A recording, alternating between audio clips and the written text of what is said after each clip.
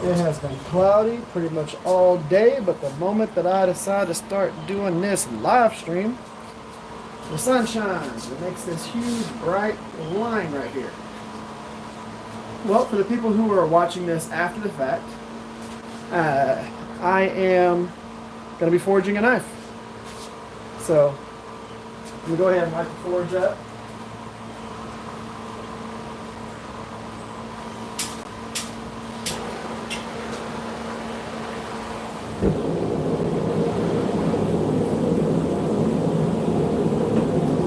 See the props on first. What's up, Mule? Yeah, you beat up. So I got the forge lit. It's going right now. It has literally been cloudy like all day. Clouds all over here, clouds all over there. But where the sun's at, no clouds. Got a crazy sunbeam right here.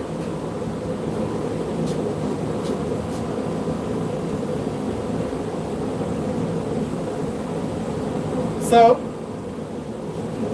we are going to be forging a knife. Now, I'm not having Miss Rivers forge this evening because I need to teach her a few things before we actually let her loose on the hammers and anvils.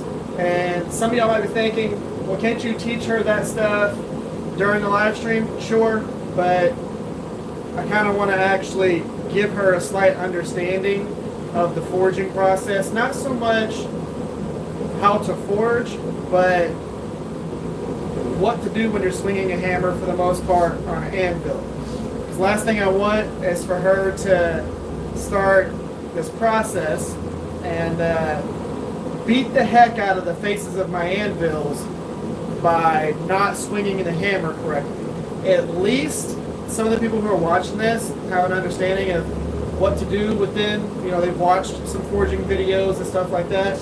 Now she knows how to swing a hammer. She does stuff. She's handy. She knows all that stuff. But being able to be confident with swinging a hammer towards the face of an anvil, it's just something you have to make sure you're understanding, so you don't just get after it and dent up the whole entire face of an anvil. What's up, Crab?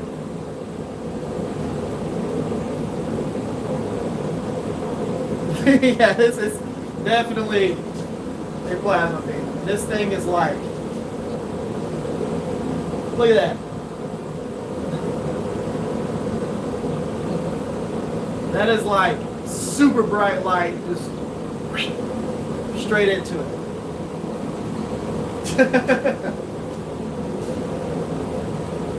Working on a leather sheet, that's pretty cool. I swing an anvil face. I mean, you could do that. It's going to be a little bit harder. Okay, so what we're going to be working on. I was talking to the OG Frenchie, and he had sent me a few pictures of some profiles that he would consider to be like what he really likes to make.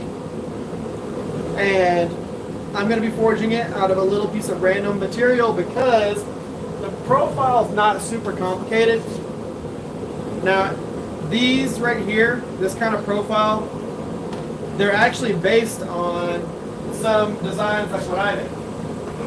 So, he's of course watched the channels for a while. I've got these little EDCs that I make that look like these. And he does his variation of that right there. Now, of course, these aren't the craziest things to forge out. So I'm going to end up making a slightly larger one.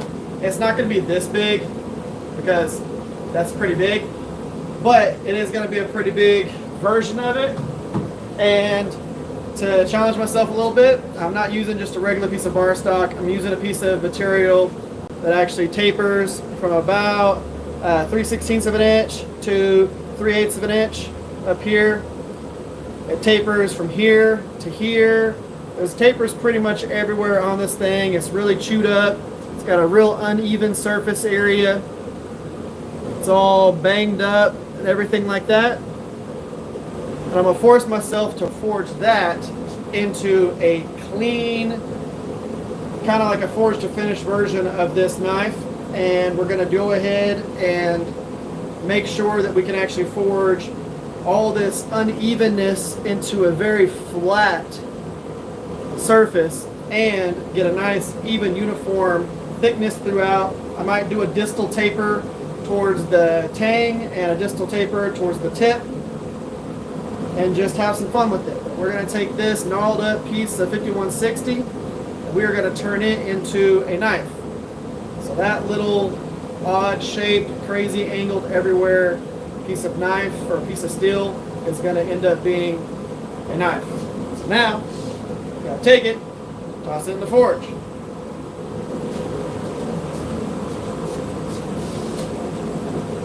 Now, one of the things that I wanted to talk about while we're waiting for that to heat up, and this is one of the reasons why I'm going to turn this fan down just a hair, point it away from the anvil. So, one of the reasons why so that piece right there is all kinds of different measurements. Now, I'm actually, I drew the profile on here so that I knew exactly what I was going from. So, of course, the bottom, the longest line is 3 1/4 inches long. It's 2 1/4 inches tall, 1 1/2 inches on the shorter line, and then 2 7/8 at the angled line. At about this point right here, it is 3/8 of an inch thick. At this point right here, it's about 3/16 of an inch thick. And then same thing, it's 3/8 of an inch thick here, but it's about 1/4 of an inch thick right here. So it tapers from here to here, and actually from here to here slightly. And then it's all banged up throughout the center, so there's a bunch of different thicknesses all throughout the center. So I'm gonna have to take this super ununiform piece of steel and make it uniform, forge it into a knife profile, and actually get what we want out of it. Now, what I was gonna say a second ago, I'm gonna give y'all a couple of little tips here. One, we're going to be using our handy dandy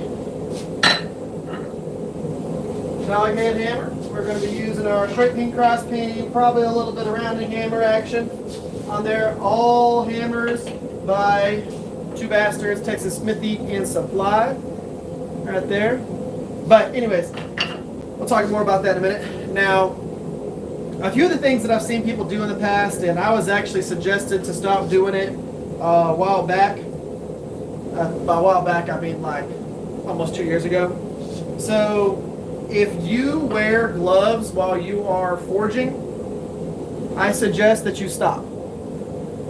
So there are some people who will wear a glove on their tongue hand.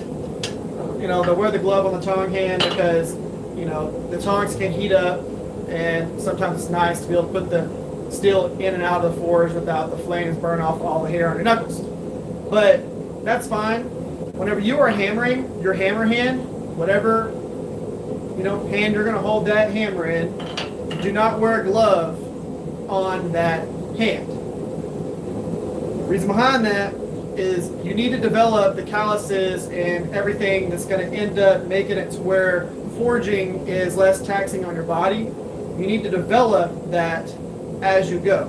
Yeah, it's going to suck right off the bat. You're going to get blisters in different areas and stuff like that. It is what it is. Put your hands through it and be able to get over it. You're going to end up with calluses and different things, but now I've done it long enough to where I can forge for 4 hours, 5 hours, and not develop a single blister.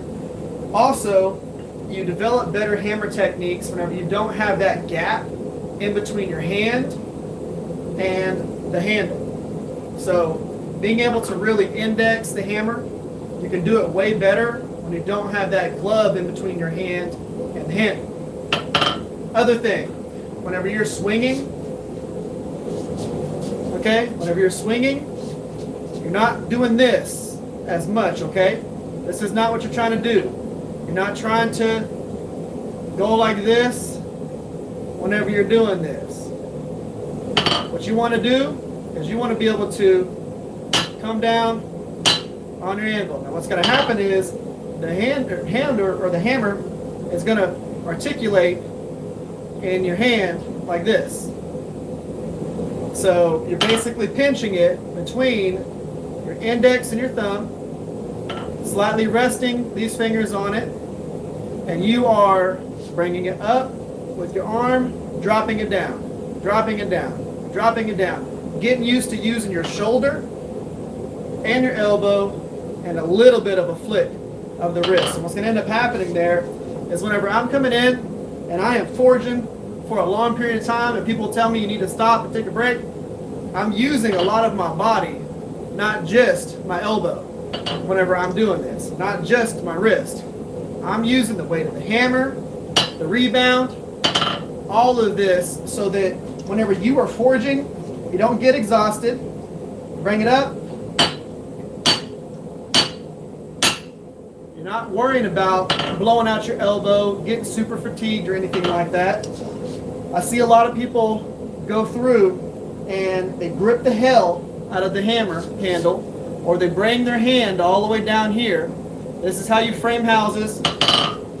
This is how you forge.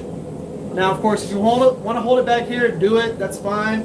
These hammer heads tend to be a little bit heavier. You're going to be putting a lot of weight on your wrist and your fingers and all that by having to hold it like this. Choke up on it a little bit. You get less fatigue when you're hammering. Okay? So a lot of the stuff that you're going to learn as you're actually forging is going to be techniques that make it a lot easier on you to do it for a long period of time. So you're paying attention to using your whole entire body when you're forging. Swing it as long as you want. You're not wearing a glove. You're developing your blisters and your calluses and everything like that, so that whenever you go through, you want to forge for a long period of time, all that stuff's already done. You've developed it and, got yourself to where you can actually bladesmith. It's just one of those things that you need to get used to, and all that's going to help you have really good hammer techniques and things like that, because you know how your hammer is indexed. Let me tell you something. What's up, Little Gray Forge? So, why is knowing how your hammer is indexed important? Okay? Take this hammer down, grab the rounding hammer. If you watched last video, you saw where I was talking about using different parts of the hammer to be able to achieve different things, being able to make cross peens and straight peens and using all that different stuff. If you know how the hammer is indexed, you can use all those different parts and articulate it, because you know what's happening with the face of your hammer. So a lot of that comes into play by swinging your hammer, getting used to how it feels in your hand, how you can articulate it with all your phalanges. If you're wearing a glove, it's going to be a lot harder. All right, so let's go ahead and get this piece of steel out of here.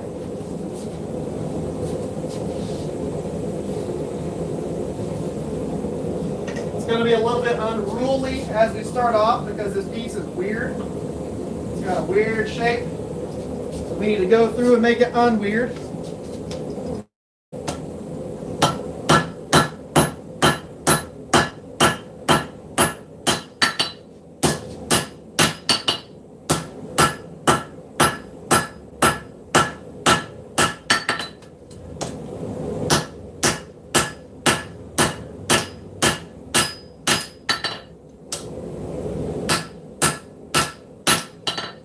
So what I'm trying to do right now is upset everything so that we can get rid of that dip that was right here.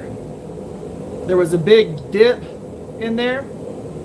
I'm trying to upset everything and basically smush it down, and what's going to happen is everything's going to slightly flare out as we go, and we're going to forge it flat.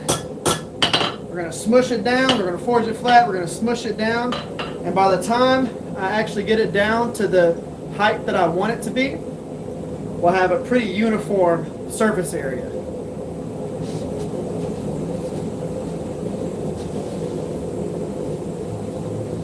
that heat back up.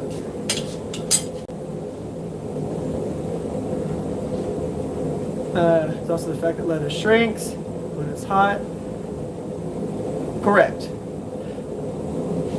So when it comes down to leather as well, what ends up happening is you'll see people who take and like dip things in water, and then like their tongs in water and stuff like that while they're using their leather gloves, and getting them wet, heating them up, cooling them down, all of that stuff tends to also make things shrink.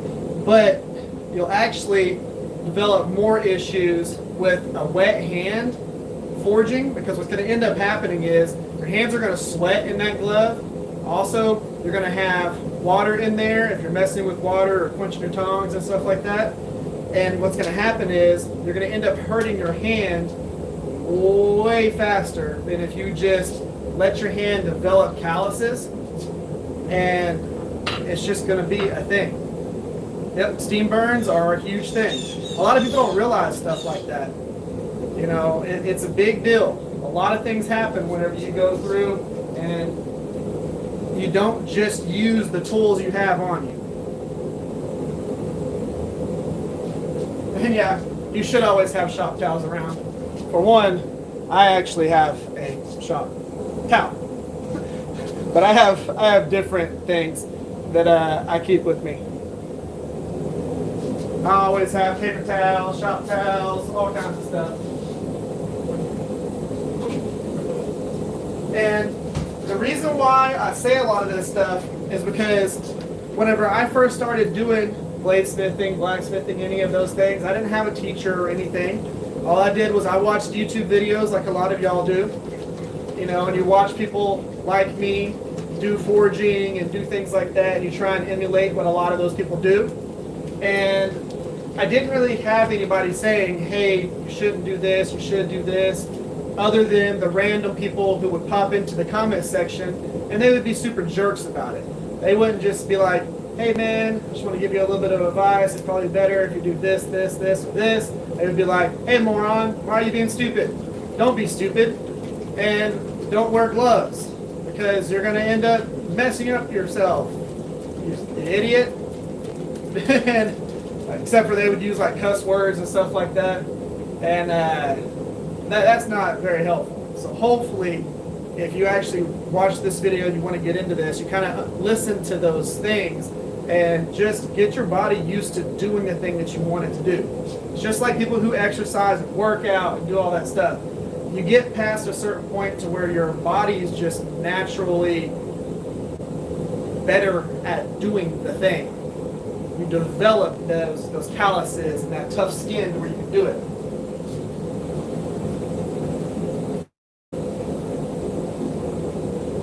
You know, our bodies are very resilient. Let them be resilient. All right, go ahead and grab this out of here. Keep going with it.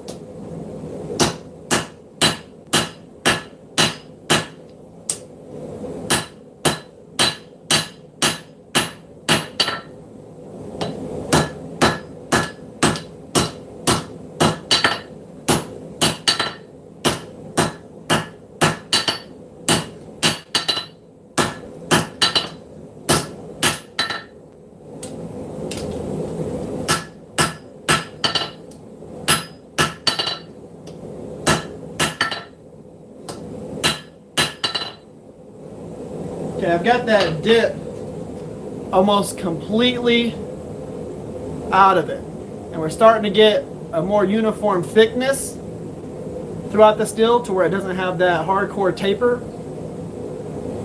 What I'm going to end up doing is I'm going to take this down to about, I'm going to say about 1 inch tall.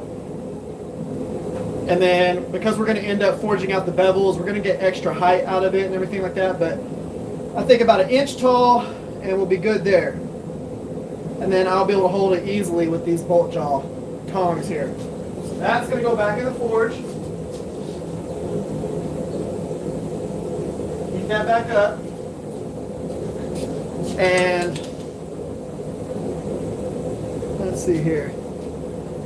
Either way, I've always found that gloves don't actually protect you from calluses. Correct.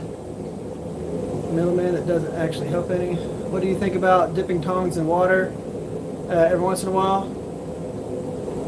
So I will probably dip my tongs in water maybe 3 times, two, 3 times on a long forging session. And the whole point behind that is just whenever the tongs start getting hot in this section, that's whenever I'll go ahead and dip them in there. My hands are super desensitized to heat at this point right now, so I could probably just go without having to push them into the water, but it's just one of those things where once you start getting that heat into your hand area, dip in the water, call it good, but you don't really have to mess with it that often. But that's a personal preference.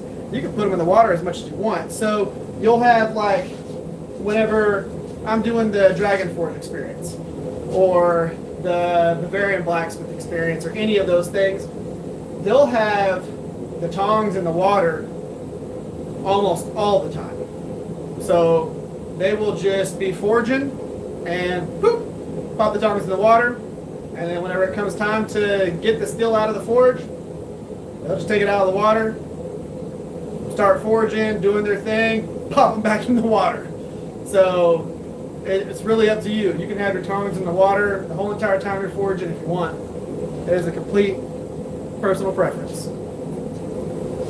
Let's see if this thing is okay. It's almost got enough heat in it. But a lot of the techniques that I teach in these live streams are not really things that someone taught me. I go through and I practice a lot, I forge a lot, and you get used to what's good on your body.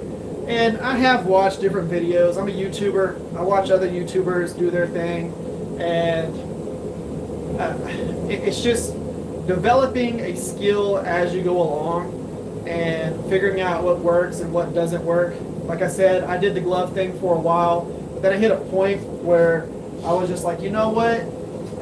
If I want to really do this, I just need to develop hands that do this. And I need to get my body used to it. I need to get my arms used to it. I need to get my shoulders used to it. So I forged a lot, a whole lot. Forged a lot of knives, a lot of builds, and just forced my body to get used to the process. Now, a lot of the techniques that I use are not techniques that, like, if you went and learned from a master smith, they might not teach you the same. Well, there's a good chance they're not going to teach you the same way that I'm teaching you, because they're going to have different techniques that they probably learned over 10, 15, 20, 30 years, and they might have went to hammer-ins and learned from blacksmiths and stuff like that. What's up, Trevor? They might have learned from different people, and they've developed their skill set along the way. Me, I do a lot of things because I think it makes sense in my head.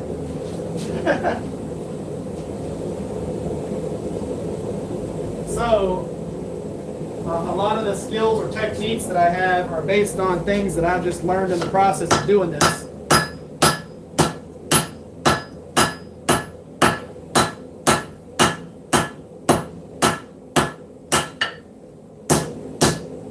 Tell you, if you get a chance to go to a hammer-in or something like that,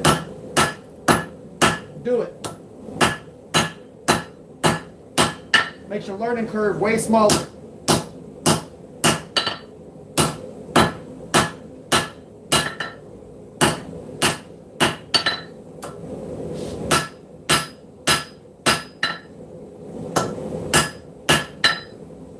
Okay.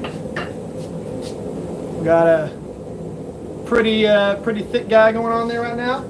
Put it back in the forge, let it heat back up. What I'm basically trying to do at this point right now is I'm just trying to shrink the height down so that it fits into my tongs real easily. And then from that point forward, we'll start forging out the profile. So right now, all we're doing is just cleaning up that profile, making it to where it's a more manageable piece, and then we're going to take that and forge it out.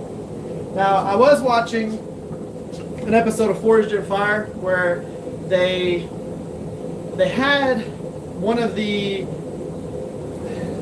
I guess, the challenges, if you want to call it that, to where they didn't have any electricity, so they had their forge, they had their hammers, they weren't able to use Big Blue, the press, the power hammer, any of those things, and so they had to hand forge everything that they were doing. They had no power, and other than their own power. And whenever they were given their piece of steel, they were given a piece of round bar, and they needed to forge a recurved chopper for the most part. Kind of like not really a kukri, just a recurve buoy or recurve chopper, just a longer recurve blade. And what I saw a lot of them do was take the bar or the round bar and basically forge it down into a rectangle flat bar, and then they started forging their blade. If I could give you any tip with round bar, I use a lot of it. I have a bunch of 5160 round bar. Let's say we wanted to turn this into a knife.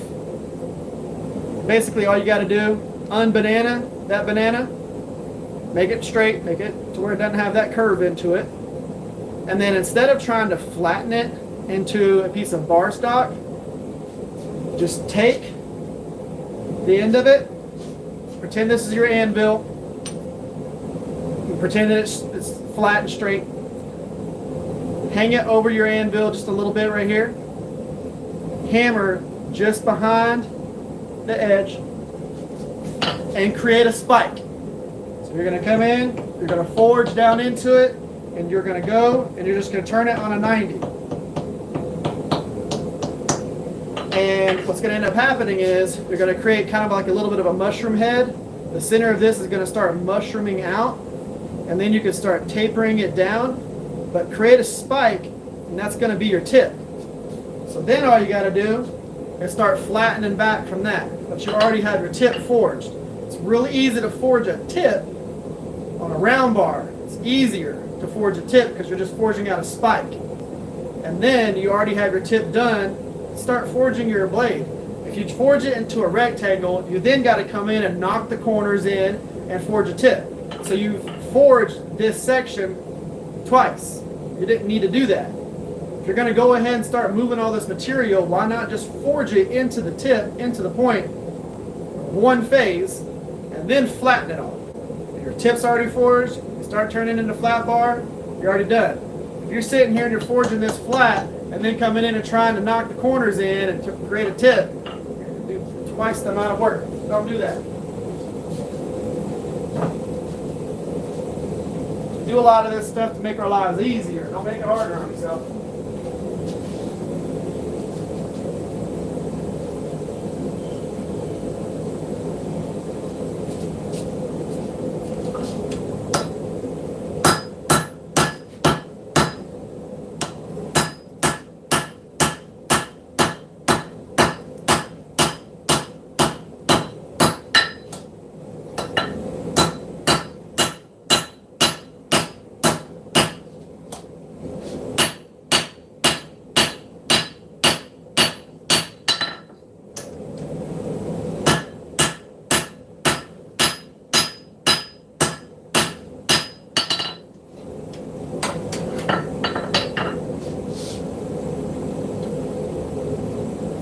So I'm going to show y'all something here. If y'all see right here, let me get something where I can actually point at it. So this happened right here because of the shoulders of these box jaw tongs. So this little piece right here, you can see this, is sticking up on here.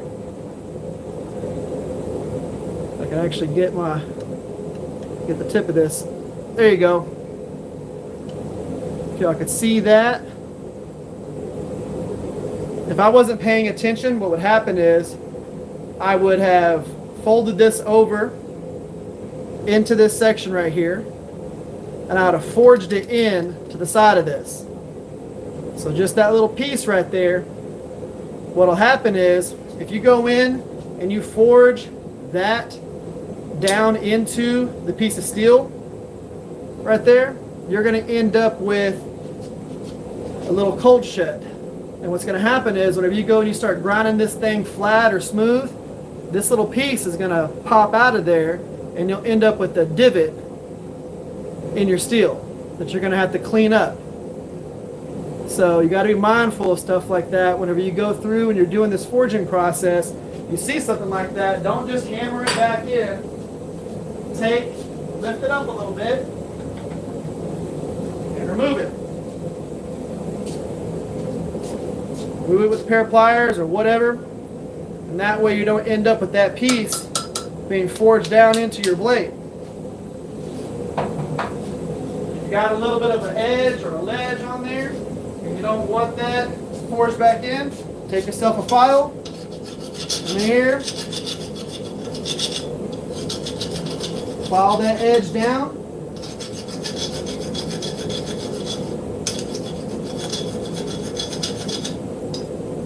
Now if you're creating a little artsy knife that's going to be brute to forge and all that, you're not really going to care about it.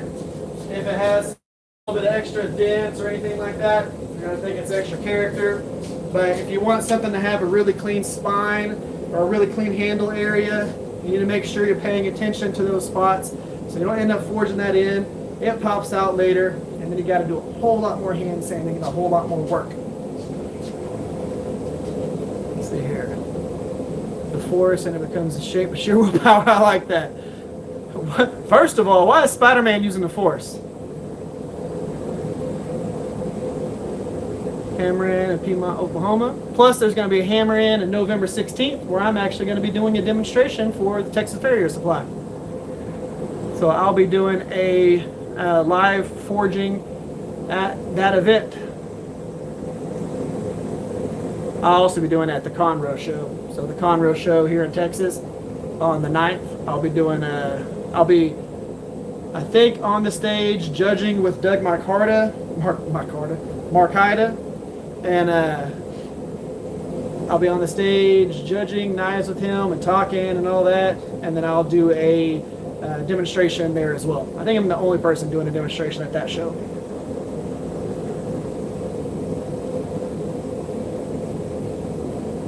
So Steve Jennings, the guy who just commented, he's the one that actually made that power hammer and then brought it to me. Absolutely awesome, isn't it? That is a very creative guy.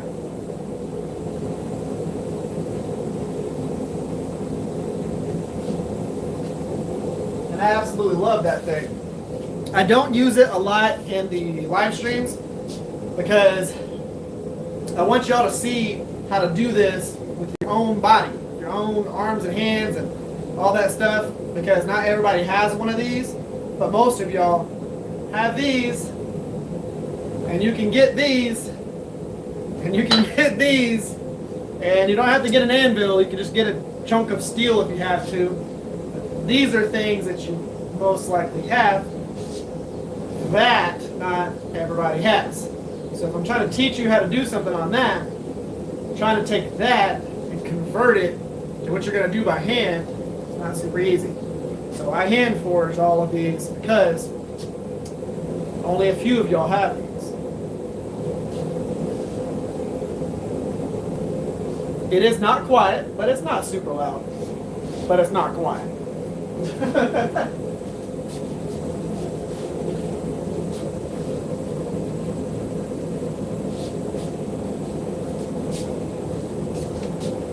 All right.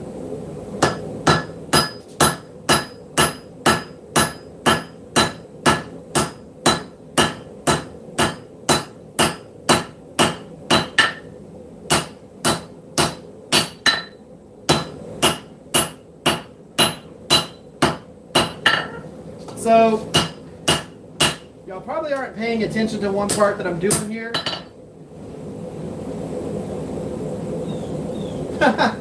Hold on.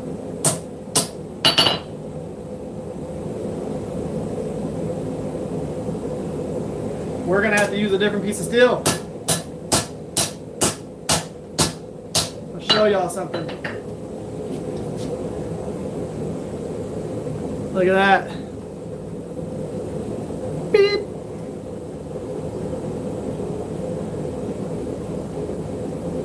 Y'all see it?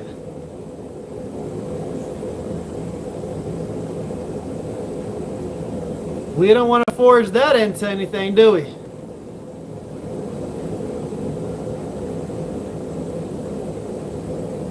Yep, so there was probably something there before I started doing this, and then as I started compressing it, it just intensified that. So, that can go down here. We're going to heat up another piece of steel. Let's see. Still want it to be challenging.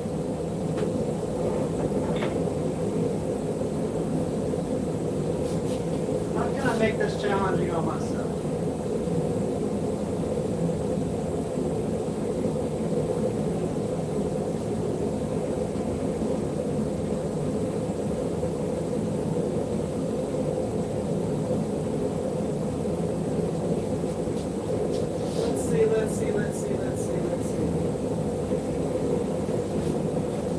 I'm not listening to all y'all stuff because y'all tell me to make like a shanty instead.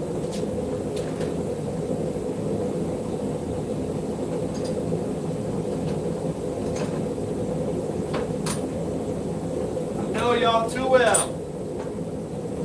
So let's see what we have in the old miscellaneous steel bucket. Who doesn't have a little old miscellaneous steel bucket?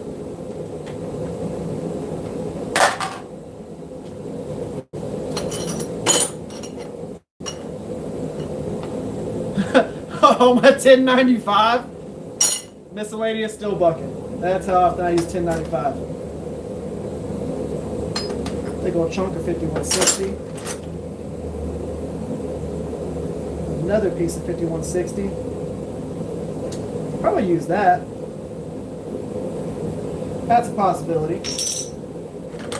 All my file cutoffs.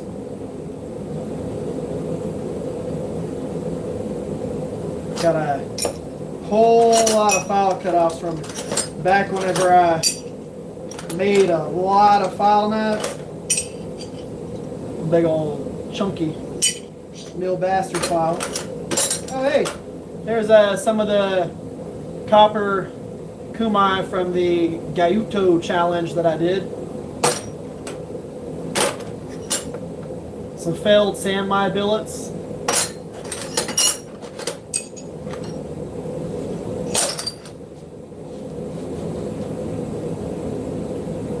I might end up forging that into something.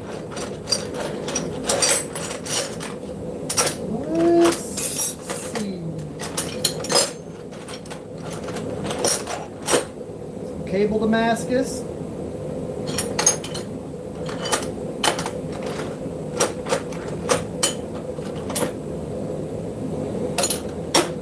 Yeah, I think I'm going to use this piece right here. It's a smaller piece, so we're going to see how much we can actually get out of it.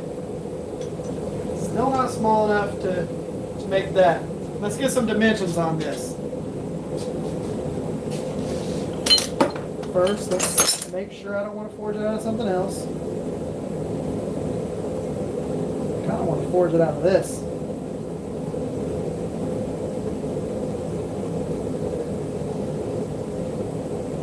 What do y'all think?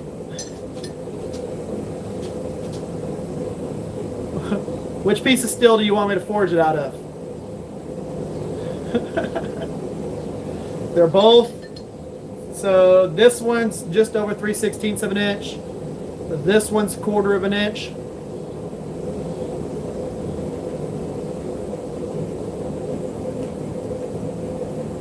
I'm forging a knife. So we had another piece that I was working with that developed a little crack in it across the center section. Don't want to make that. So Which piece of steel? A lot of y'all said this one.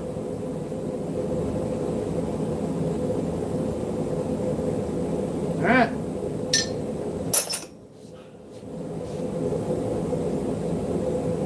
What I'm going to do is I'm just going to grind off the very tippy tip of this, but that's it. Everything else will be staying on here.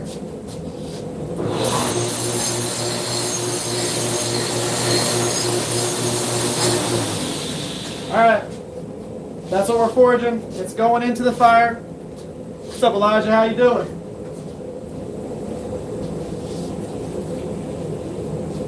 So we were forging a different piece of 5160. It had a little hairline fracture in it, ended up opening up.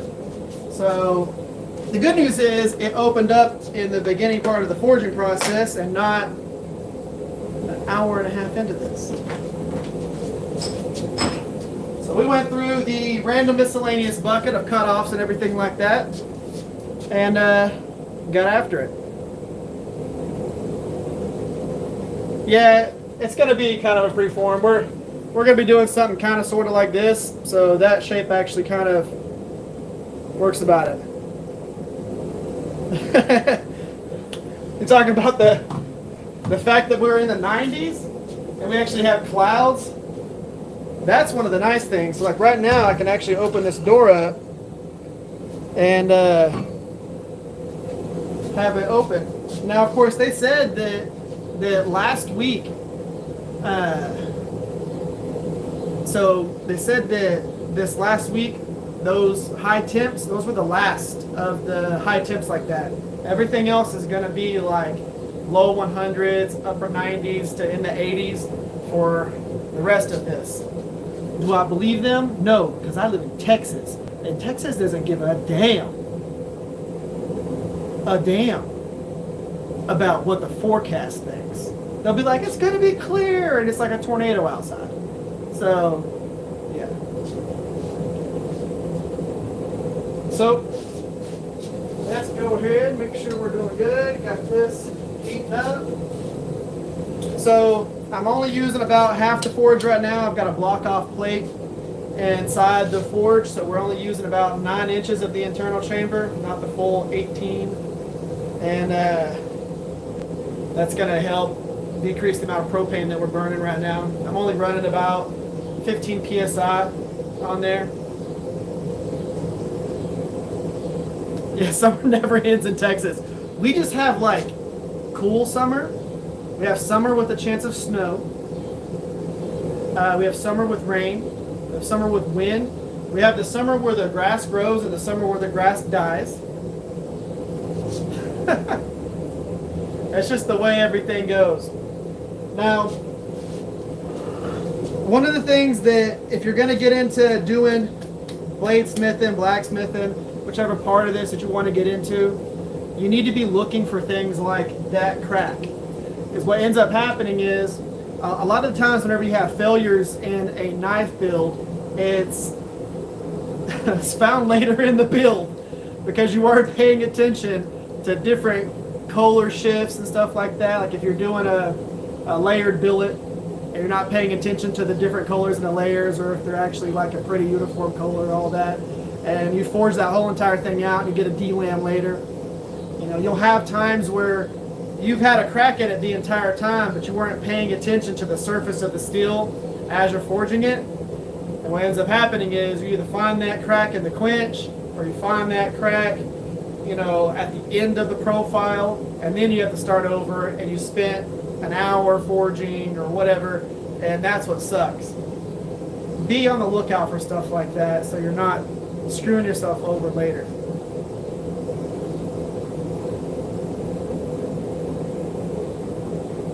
That was a piece of reclaimed steel. So what that was is a piece of leaf spring material. It is the, have you seen the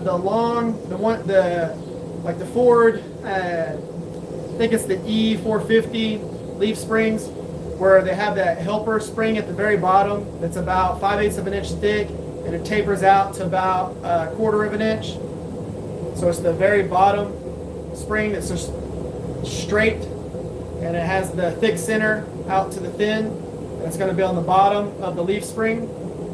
It was the end of one of those.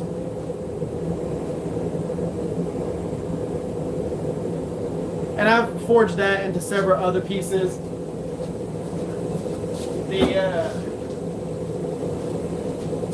The center of it is about that thick right there. But what I was forging was the very end of one of these. And I've forged these into my integral bolster knives and like EDCs and stuff like that. Camp knives. I got a bunch of that big 5160 for whenever I'm doing that. This right here is the same actual leaf spring that's on the power hammer. So the Ford leaf spring that's on the top of this, the thing that we're about to forge into a knife is off the same type of Ford that the leaf spring that's on the top of the power hammer is. It'd be funny. Use the power hammer to forge the leaf spring that works the power hammer.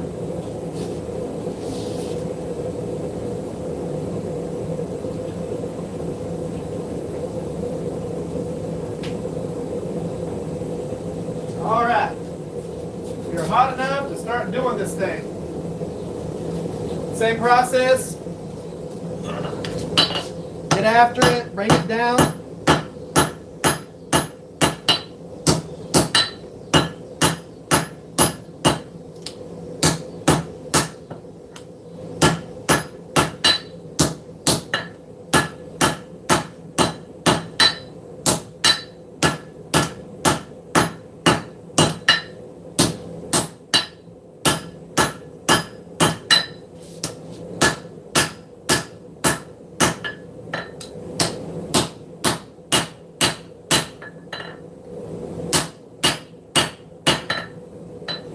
One of the things that you're going to see me do as I'm forging this, you can't really tell a ton on the camera right now, but this section right here, from here to this point, is taller than this section out here. What I'm doing is as I'm forging this, I'm actually forging it at an angle right here, and I'm basically pinching it down as I go. And you'll see, as I'm doing this, I'm not going to get crazy fish lips. So even though I'm forging it and I'm compressing the hell out of it height-wise, I'm not really just expanding the two top and bottom as I do this. So I'm coming in and I'm forging it, and I'm creating a light little wedge to it. What will happen is by the end of it, I'll have a nice square backside here without having crazy fish lips.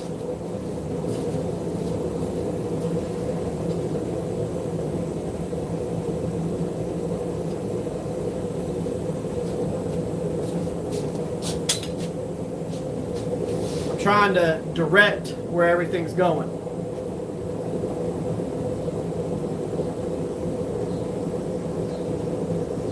And yes, they are, what Elijah said. So, show you some skills here. So let's say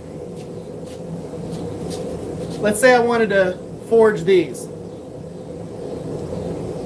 This you can forge. You can mess with this. It is better for stock removal. This you can forge. It is better for stock removal, but Apex Ultra, as long as you do everything the right way, you can forge this. There is a pretty decent rundown of what's in this. It's probably backwards for y'all, but that's the makeup of Apex Ultra.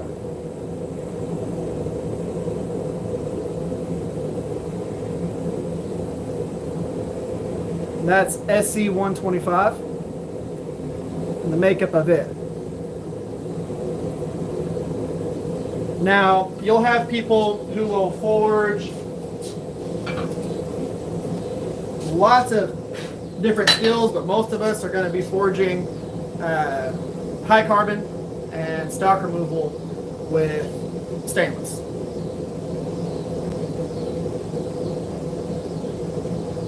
One that's kind of finicky that Elijah uses pretty often is 52100. So 52100 is a finicky steel, but he uses it, has great results with it, but it's kind of a pain in the butt.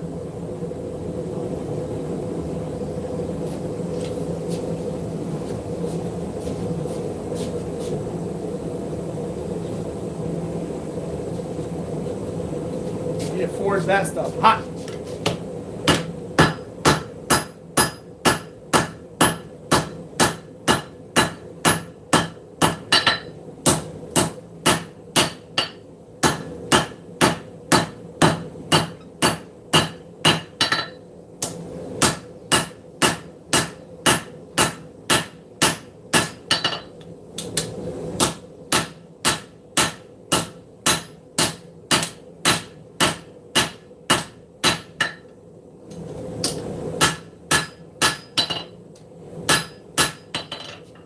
Now you can start seeing that taper as we go.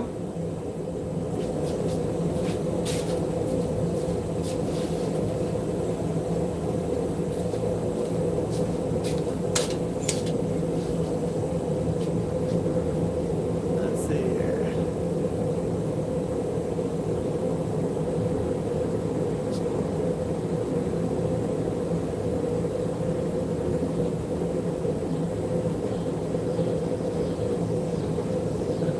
Fixes, woke up 14 inches. Gone by noon. Yeah, that is how our stuff works. So in Texas, you can literally have like 12 inches of snow in the shade and grass in the sun. So it's like it could have snowed and then been like 80 degrees that day.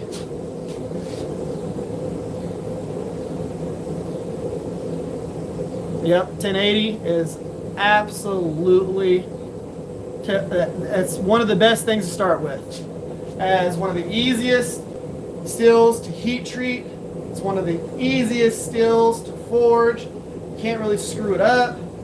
You can quench it and pretty much anything that you want to quench it in. It's super simple. That is a perfect steel. And yeah, 1075, 1080, 1084, mint. Do not start with 1095. So many people start with 1095 because they watch some random YouTuber quench it in motor oil and then skate it with the file on a YouTube short.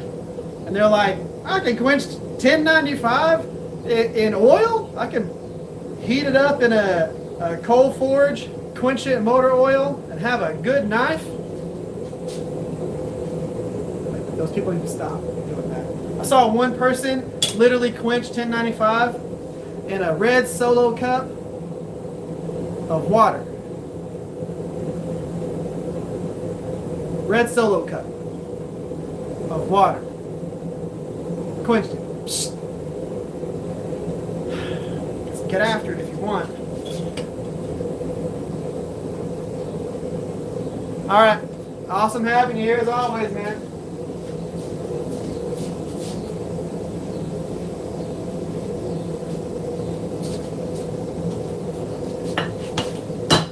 And if y'all don't know who that was, click on his channel name right there and subscribe to him. Amazing content.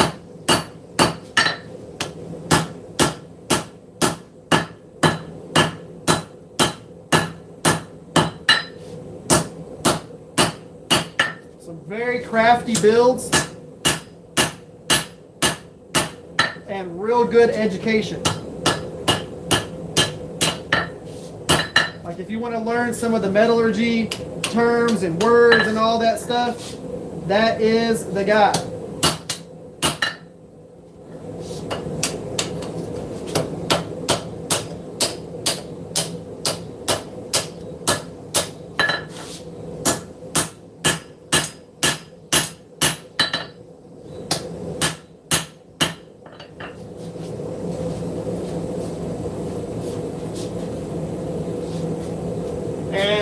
just because I know Frank, the guy that, of course, what's up, OG?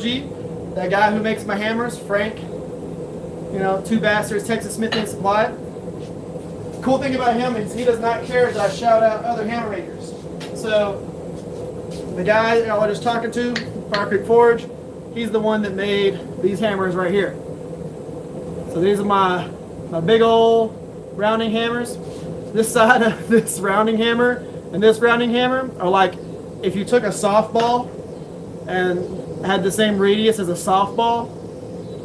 That's that. So you want to move some material, that'll definitely get it done for you. But yeah, so Elijah, he makes those, he makes hatchets, all kinds of stuff. And then also really cool builds on top of that.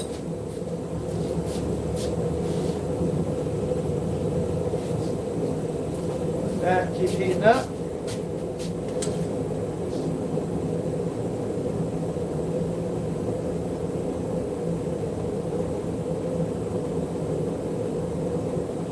What's the best oil to quench? 1085 or 1080? Yeah, I like Parks 50 for a lot of things, and a lot of people use AAA for different things. You can use AAA for 1080, but you can actually quench most things in Parks 50. You don't really need AAA that much. You can do Parks 50 for pretty much everything. Now, I have tanks with Parks 50, so I've got this right here is a whole entire jug of AAA, and then I've got my ammo can that has my peanut oil, and then I have another one of these ammo cans that has Parks 50 in it. So, big old thing of AAA. I got another one just like it that has Parks 50. And then I've got one of these that has peanut oil, and I've got another one that has diesel in it. Diesel is that pinto sauce that some of y'all know about, some of y'all don't know about.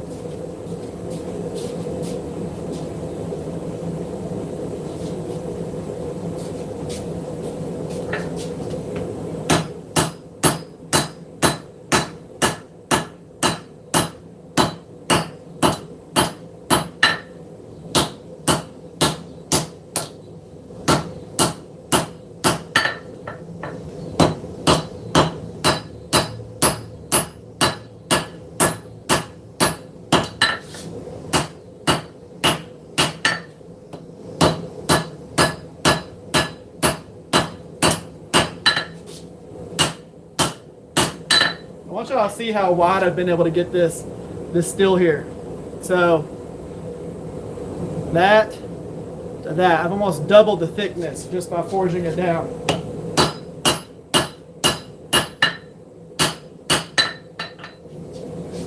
And I think what's going to end up happening is this right here, this little tip back here, I'm going to end up probably cutting that off, but that's going to be the end of our tang.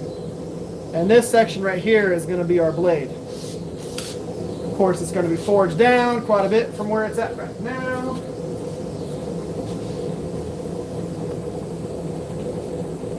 But because our tang kind of comes back to a taper, and again, we're basically making a really big version of this little bitty guy right here. We're just making like a different version of that. That tang coming back to that point is fine because we can just remove the tail off of it.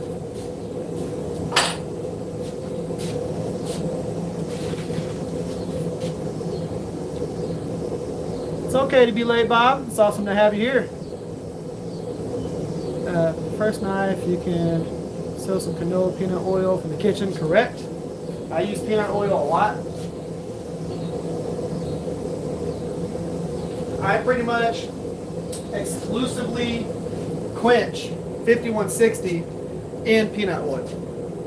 I say pretty much exclusively. What I mean by that is I exclusively quench 5160 in peanut oil. That's it.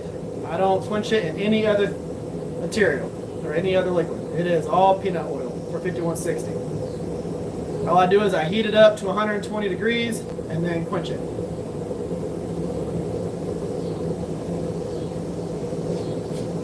Get that hot again. Okay, we're actually pretty good. What I'm doing right now, let me go ahead and bring y'all down here a little bit. So what I'm doing right now is I'm gonna start pinching and making the tip on here. So I'm gonna start pinching the material between the edge of the anvil and my hammer. Because if I'm gonna go ahead and start forging that area, might as well forge the tip and do everything all at once.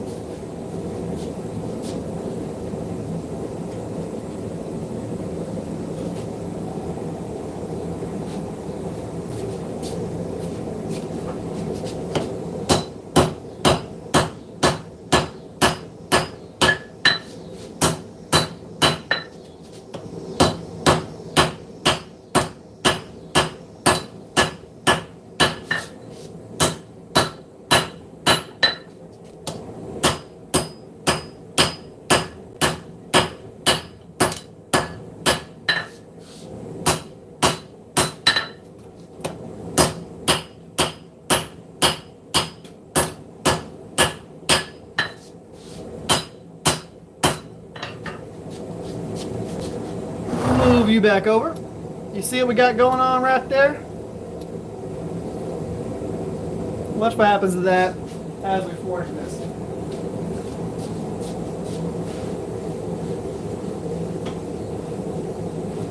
So, something random just happened to me. It's the first time I've had this actually happen.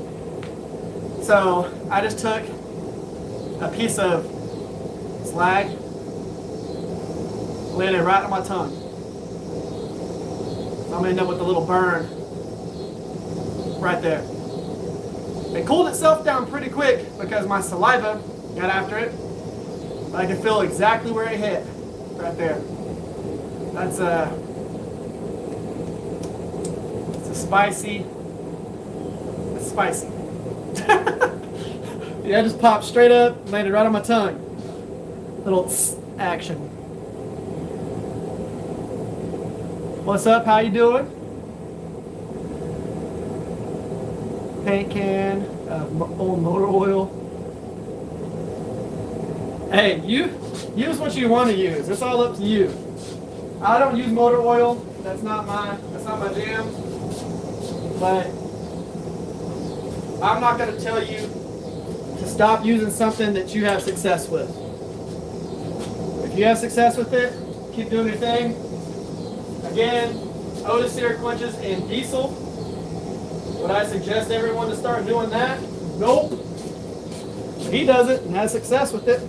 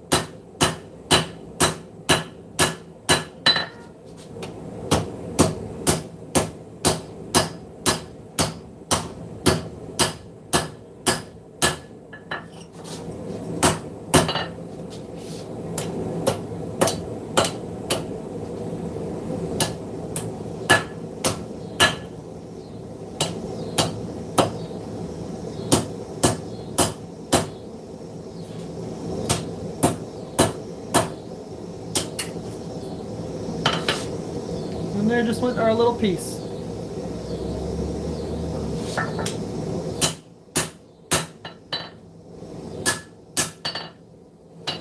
Go back in. Get the forging.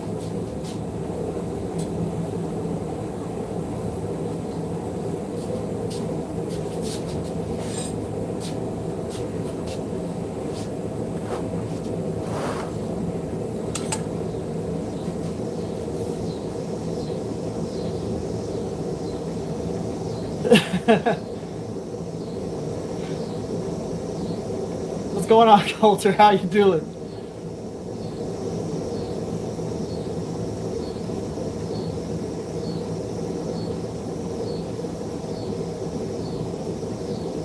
Darwinism at its finest. Yeah, you just got to make sure if you're going to quench in pinto sauce that you quench the entire thing. The whole blade goes down in till you quench it, to your diesel, and you leave it in there, move it around, agitate it, and then pull it out. Don't just go half-cocked in there and leave part of it out of the diesel, because the top of that will light on fire. It's not going to explode on you because it's not under pressure, but it will light on fire and you'll have to put the fire out. But all you got to do that is cover it with a lid. Boop. Suffocate the fire, and you're good.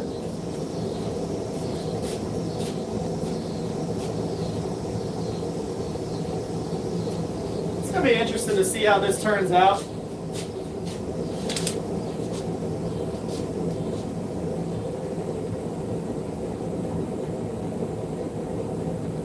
Alright, so let's go ahead. Should have enough heat in it. Okay. So right now we have a really thick tip there. I want to kind of unravel it just a hair. So I'm forging down at an angle.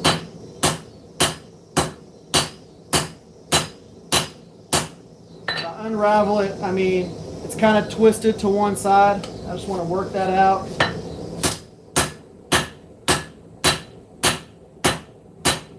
Force it down. Clean up that tip just a little bit.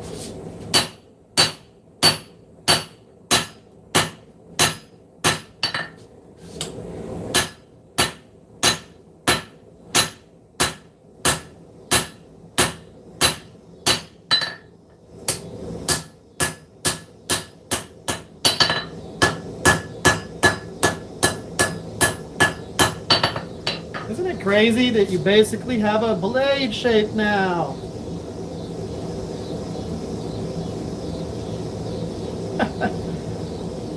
So we were able to get rid of that tip, that little section that was funky on there, forging a tip, forging a blade profile, everything all at one time instead of trying to do one step and then go to another step and separate them.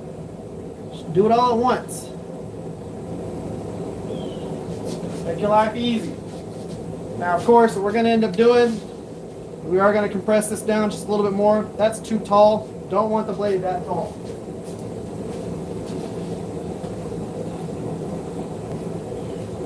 What's going to be interesting is whenever I separate the section that's going to be the heel of the blade into the actual the tang area, the finger choil. So whenever I create that section, what it's going to do is I'm going to be able to, if you look at the still right now, it kind of, okay, I've got a board, so I might as well draw with it. All right. So what we started off with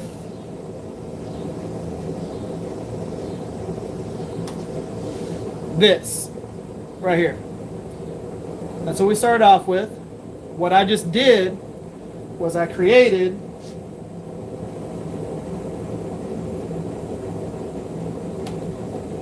this. So with this section right here, I shrunk the height down a little bit and then forged in a tip. So that's what we have right now.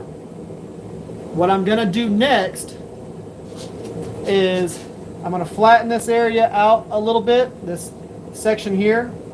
I'm going to flatten that out just a little bit, and then I'm going to end up putting a notch right here. And what's going to end up happening is this whole section here is going to get forged out into a handle. So what's going to happen is it's going to look like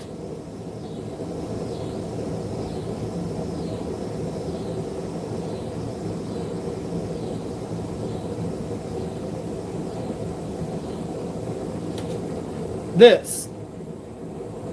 So we had this, forging the tip. We're going to put a notch here, forge that in, create this notch. And this material is going to have to go somewhere, so it's going to fill in this area here as we start forging it back. So those are the steps. And then we're going to end up being able to forge a handle out of that.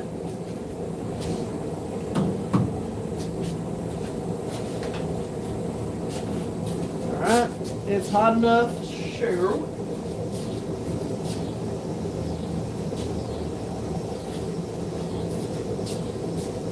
Go ahead, start forging this down.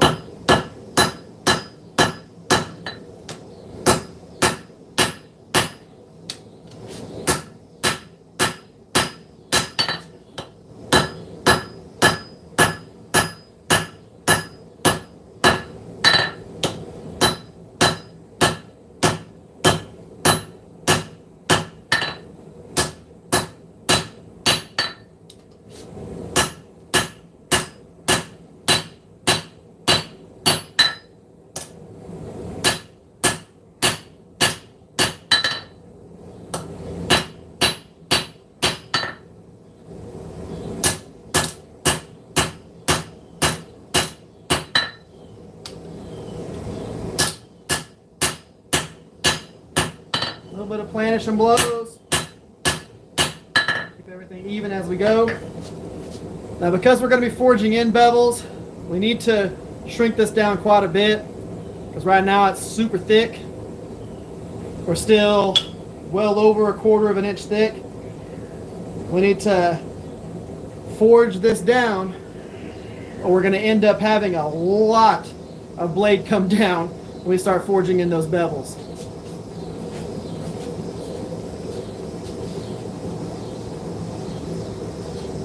This is not supposed to be a huge blade having blade here. Now let's see, let's read this.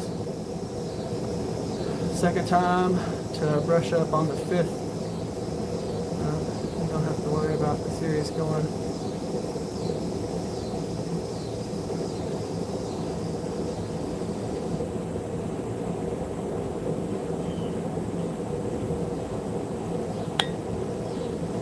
What are y'all talking about?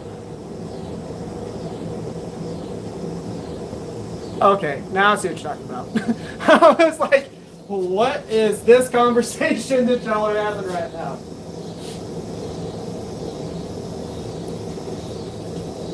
I had to go back through the chat.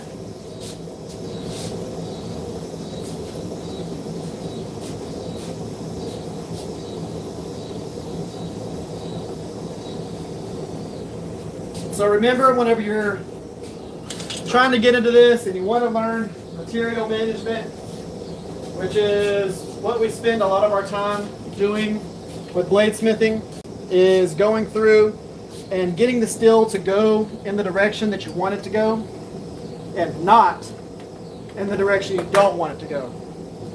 Because then that becomes a pain in the butt. So being able to pay attention to what steel you have, where you can move it to maximize the impact of that particular piece of steel. So like for me right now, I still have it really thick. I can easily, let's say I wanted to make this blade an inch longer than it is right now. Well, if I took it from this well over 1/4 of an inch thick blade that I have right now, and I took it down to 3/16 of an inch, all that material has to go somewhere.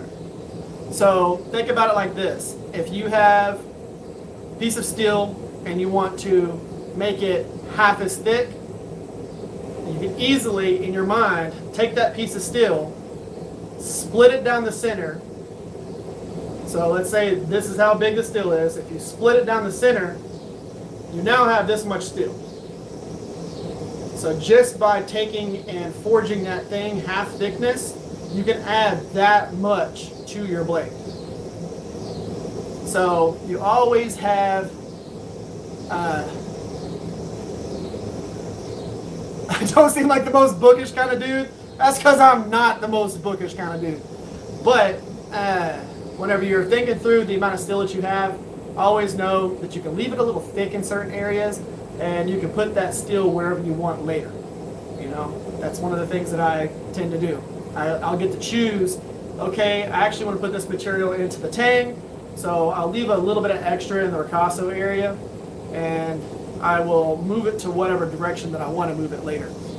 Y'all see me do that a lot with the material on the flats. Whenever I go and I do my distal tapers or whatever, I'll get some extra length into the blade.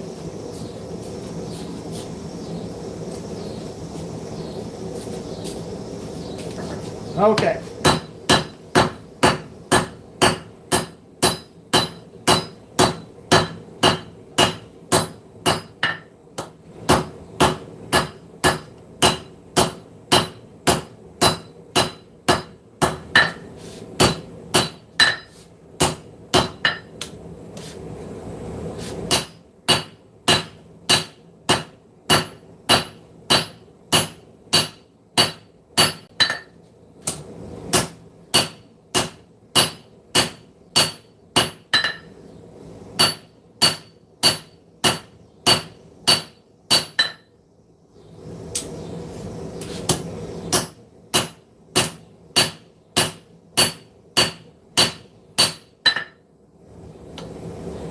Putting a lot of pressure towards the edge of the steel. Make sure we're good there. Okay, go back in.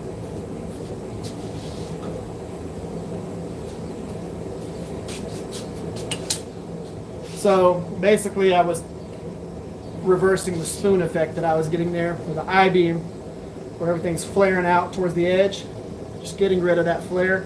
So forging primarily on the edge of the steel.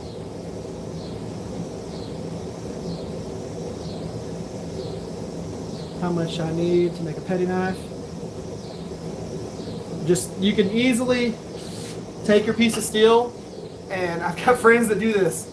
So you can take your piece of steel and draw your knife that you want, your petty knife that you want, and then take and draw a rectangle, and you can literally take chunks out of it and move that material to where you want it to go. So like if you know you're going to have a finger choil area, or you know you're going to remove a certain section of where the handle is going to be, take that material and divide it up and put it wherever else you want. And that would be a lot easier for you to figure out how much material you need. Me, I do a lot of it by eye. I've got really good eye measurements. Makes my life a lot easier.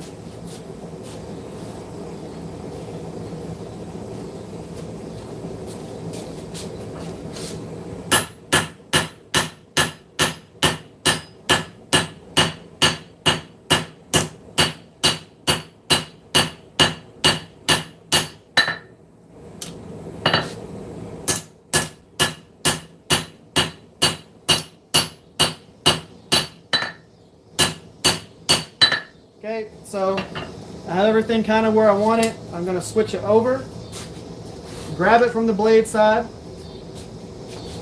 I know that I want about a 3-inch long blade, so I'm going to put my heel about right there. Just put a little dent in it.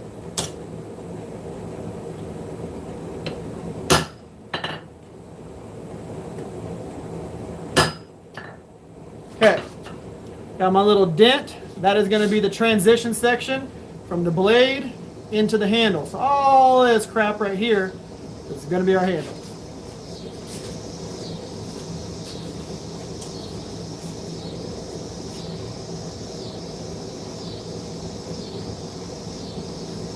We're running low on the propane.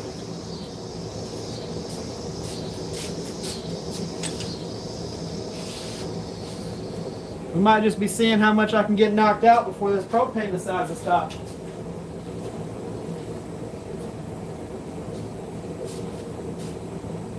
Cool thing is I can always go just swap out a bottle or whatever.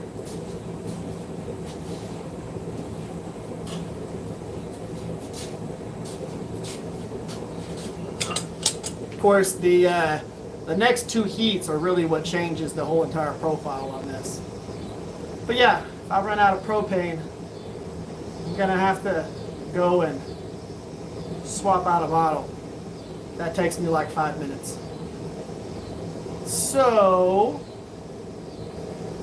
there's a chance that that could happen. Why do you always ask me to do a backflip? I am like 40 years old. I don't do backflips. I can do a backflip on a trampoline. A front flip on a trampoline. I can do a backflip off a diving board. Front flip off a diving board. Yeah, that's about the extent of my backflip powers. I'm too old, man. I'd land and like break a spine or something like that. It's the last thing I need.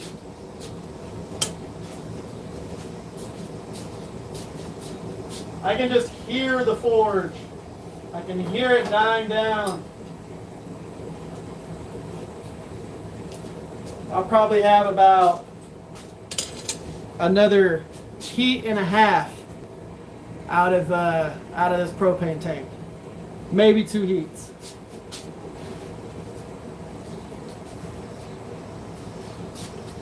My gauge must have been a little off because it was showing that I had more propane than I have right now.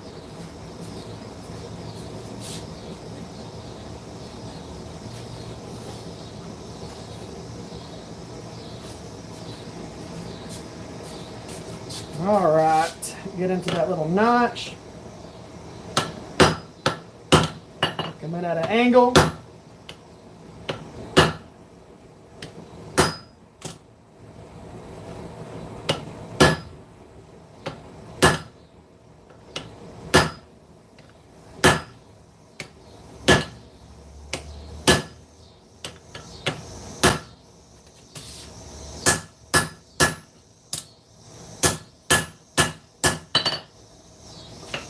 And this whole section right here is what's going to end up being the handle. But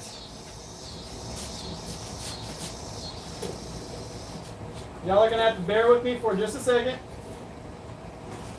What I'm going to let y'all do is we're probably going to end up losing some people who are watching right now. And that's okay. I'm going to go swap out this bottle real quick. And we are going to finish this. We're going to turn this off. Y'all hang out, talk for a couple minutes. I'm not disappearing and I'm not ending it because y'all can hang out in the chat and talk for a couple minutes while I go do this too. So just hang out.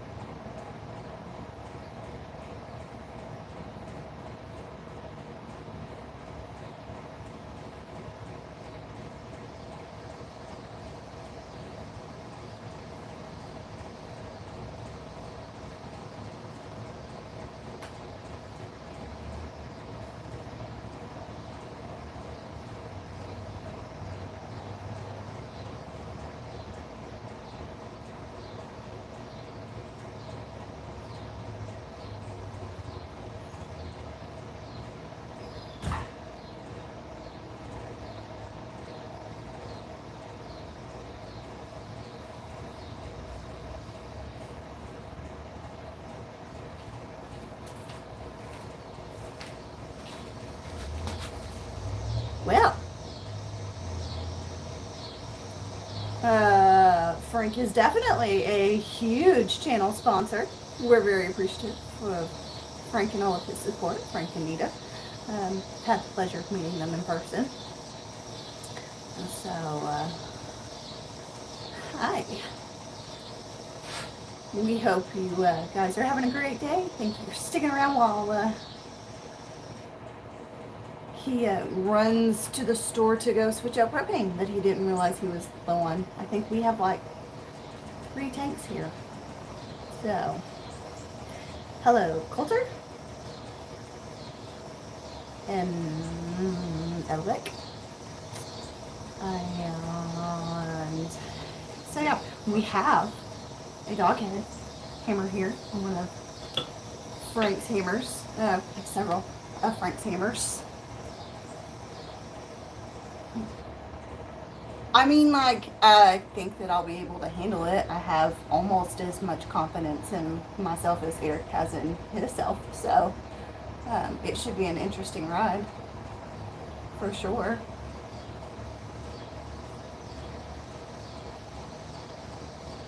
So yeah, that the plan right now is for next week. So hopefully our temperatures are staying somewhere around this region. It'll be a little better. So yeah, it should be interesting, to say the least. Like, I know a lot of the terminology. I know what to look for. I know how to sell them. But as far as actually going through the process and having created one, I have not cut anything out to shape. I have not done any grinding. I have not done anything other than hold a hammer or hold tong, or use the tongs to hold something so he could drift a hole. So that's been like the extent of my knife making. So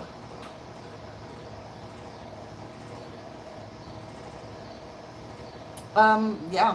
And then I've had the pleasure of watching like him from the get-go, and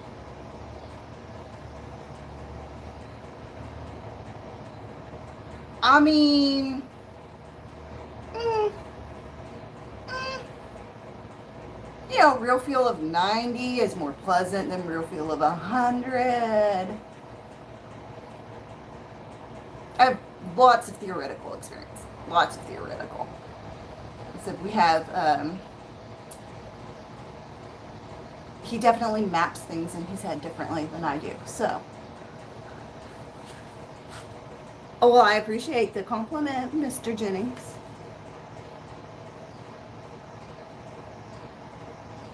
Try to support him in his endeavors here. He's gone through knives and really, really enjoys this aspect of it. And then he also has done, he likes cars too, and he's done plenty of things with cars, which shows up on the channel every once in a while. But I tell you what I'm not going to be wearing next week. I will not be wearing a polo. This is hot. So,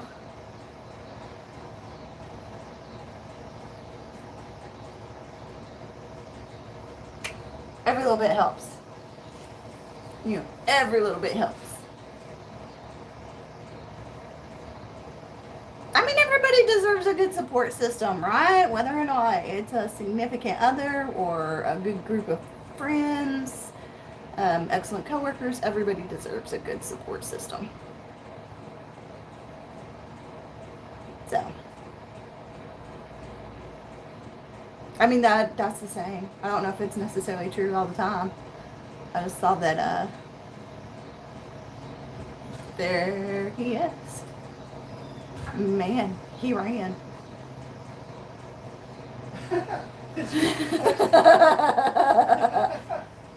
Hey, but no, you got this. You got that support. That's awesome. So, yeah, I've just been rambling.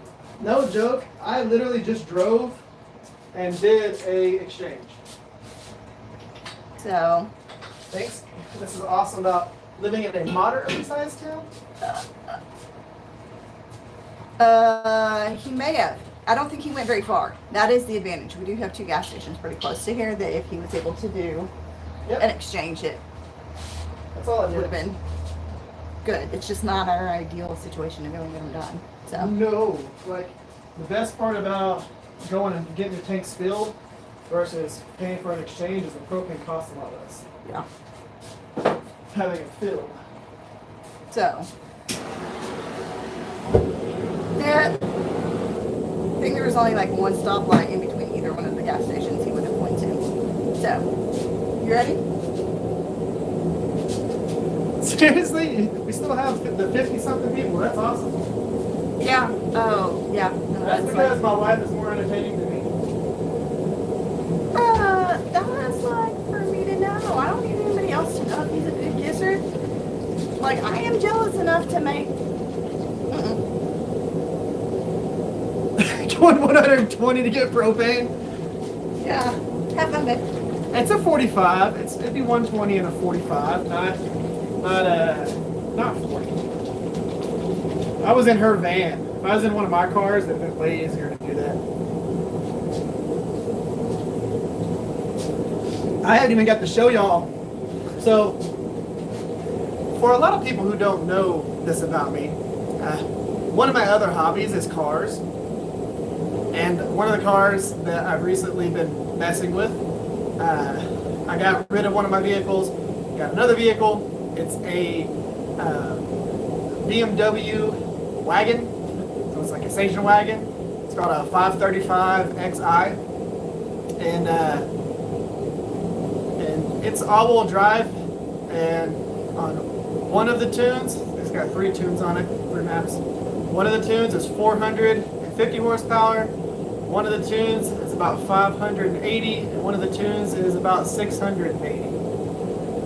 It's a family car. It's nuts. So it's crazy because it doesn't look like anything.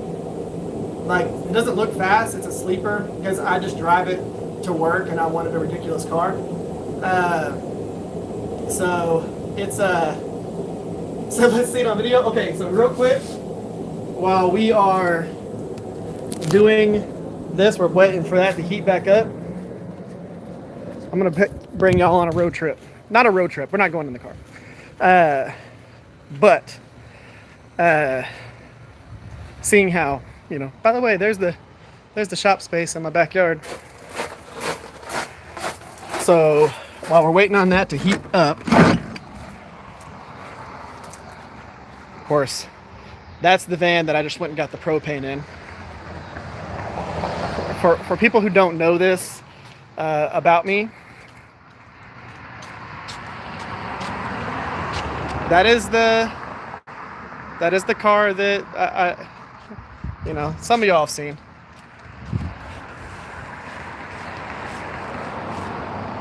What's up, Frank? So some of y'all have seen this one. That's my Cayman S, Porsche Cayman S. So this is one of the fun toys. This is the other car. By the way, I have a lot of traffic on my street. This little thing.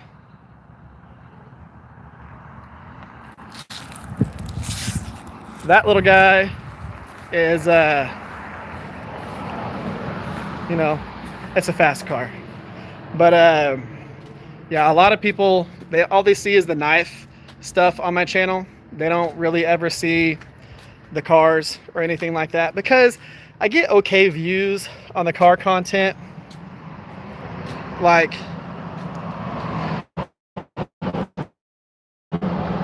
people just driving by this.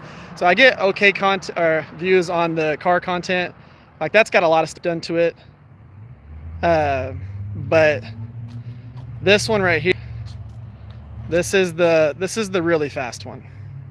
Like I said, it's all-wheel drive. It's twin turbo inline 6. It's got every bolt on that you could possibly get on one of these cars on it. and it sounds like a jet. So it's unreal. Whenever I get ready to launch that, like if I actually build up the boost and get ready to take off, it seriously sounds like a jet. And it's funny because my Tobias, the one that y'all actually talk to on here every once in a while, he calls it taking, or he's like, can we take the rocket? Can we, it sounds like we're gonna go to the moon dead, because it literally sounds like a jet, because all you hear is the turbos spooling up, and it's nuts. Whenever you, if I take off in that, you can't take your head off the headrest. That's how much torque it has, and what the launch in it feels like. But yeah, you literally can't take your head off the headrest. Yep, I took the Porsche to Blade Show. I'll be taking the BMW to I'll be taking the BMW to Blade Show that's next year. I have fun with cars and things like that. That's one of my hobbies. Build them, modify them, have fun with them. Okay, get back into the knife build.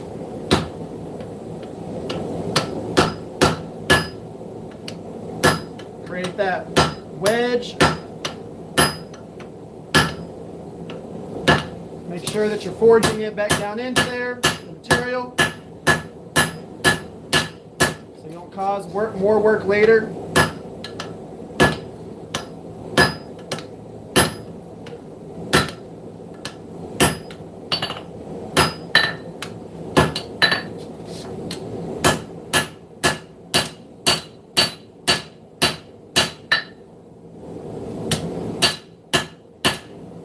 What's going to end up happening is all this material is going to get pinched as we go.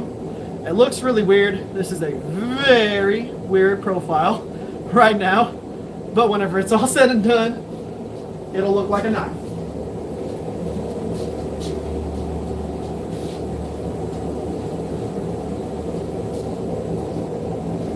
Just trust me.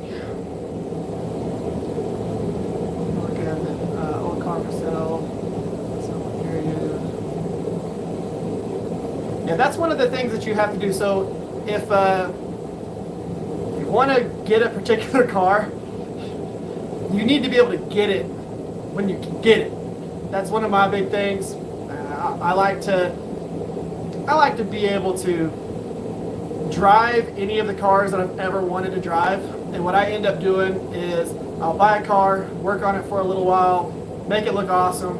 I'll sell it for like a few $1,000 profit, and then I'll go and buy a different thing. And I'll drive that for a little while, work on it, then I'll sell that, make a profit on it, go buy a different thing. And I do that a lot. That's how I was able to buy my Porsche. You know, I had bought a few cars, was able to sell them and make a really good profit on them. And because I bought them real cheap, did a lot of work to them myself, and then I was able to sell them for like double what I had invested into them. And I was able to put money back, and I just bought my Porsche. So, but I tend to do that with a lot of the stuff that I do, you know. It makes it easy.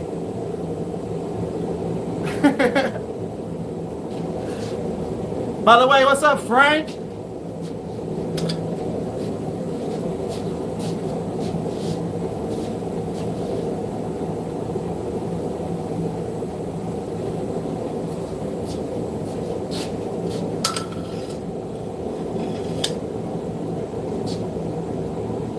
Why is it called Piedmont, Oklahoma? I'm pretty sure just the town itself is called Piedmont, and the state's Oklahoma. But there could be another reason why.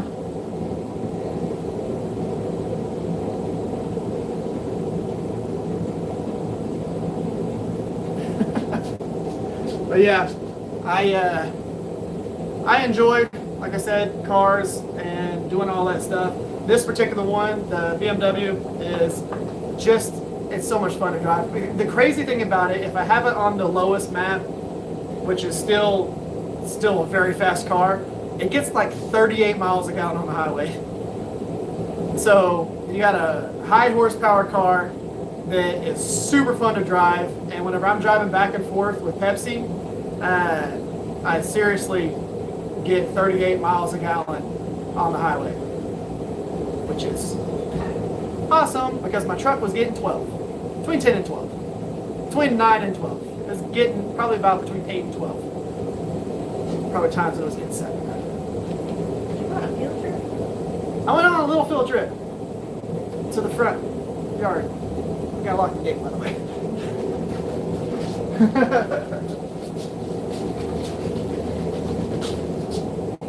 What's up, Randy? Well, I'm happy to have you here now.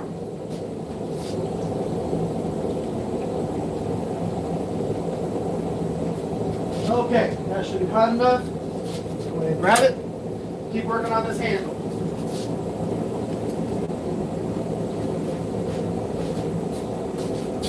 I should have took y'all with me to the store.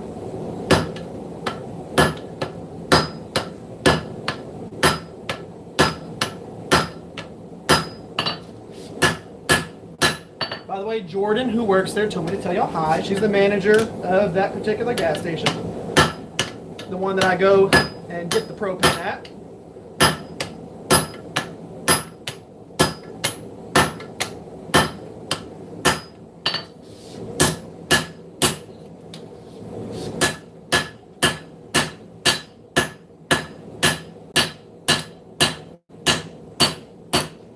Like she's so used to me getting the propane there that whenever nobody who works there is gonna know, but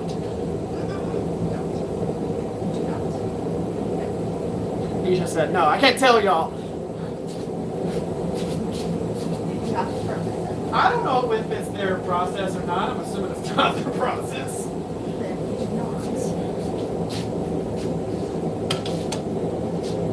Let's just say she trusts me. Huh? Well, she does. Let's see here. Doug said, don't worry, we won't tell. I'll talk about it in Discord.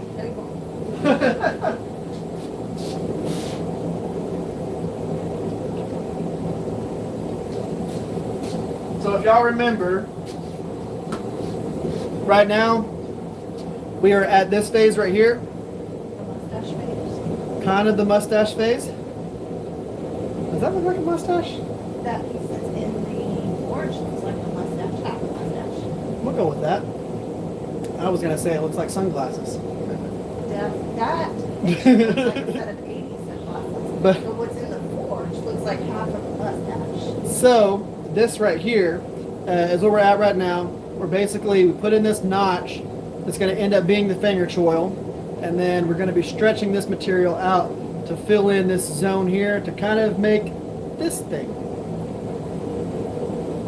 Yeah, just wait till you pull that back out. I'll show you the mustache. Evidently, it's a mustache. Oh, okay, yeah.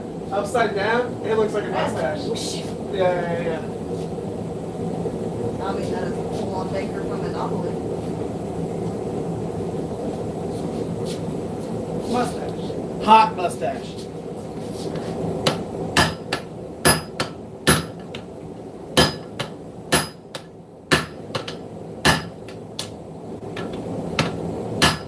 It's like holding it with these tongs. There we go. Trying to get the right angle.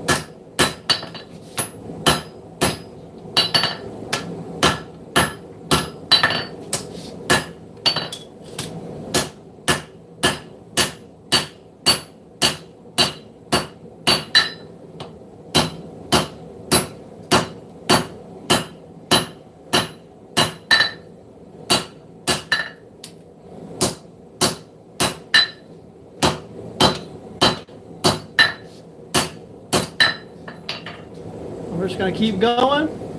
keep pinching this little area right here and work that into the whole entire handle.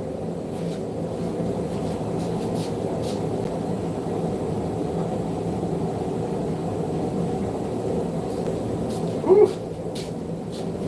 What's going to end up happening is I'm still going to end up probably thinning this down just a little bit, but I kind of like it being thicker at the ricasso and the finger choil area, and then taper down to the end of the tang.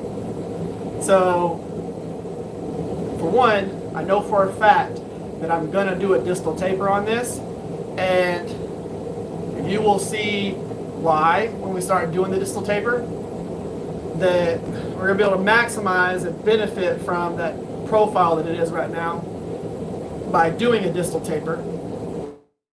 But right now what we're trying to do is just keep on with that notch, and what's gonna end up happening is we're gonna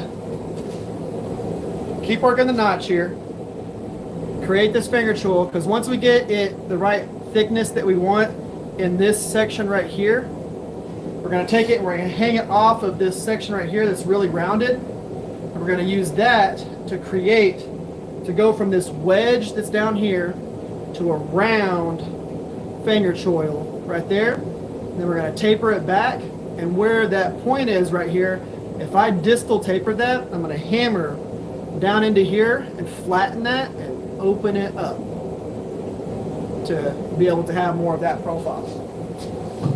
Will it still have a little bit of a point? Yeah, but it won't have as much of a point.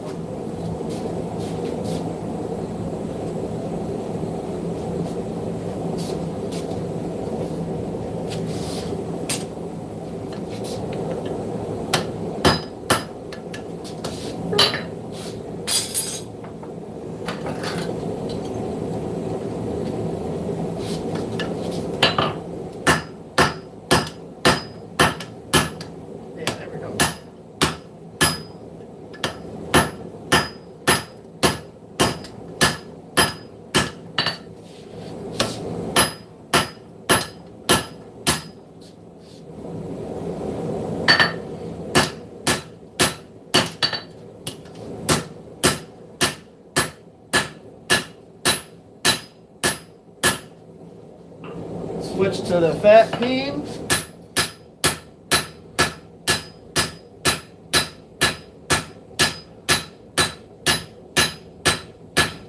I'm just using this because I want to move this little I-beam effect, this area right here where you see the big dents. I want to move that back into the steel, but I'm stretching it as I do that.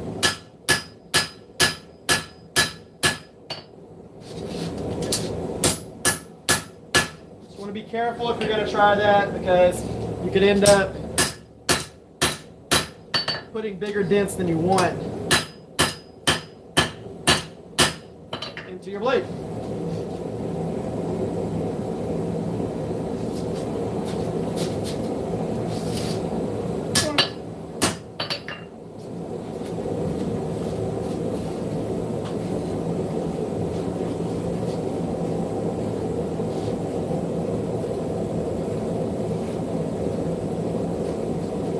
Frank, I don't know if you saw this earlier, but the original piece of steel that I started forging developed a crack. So we're going to be using, let's see if I can pick this up. We're going to be using this steel right here to do this.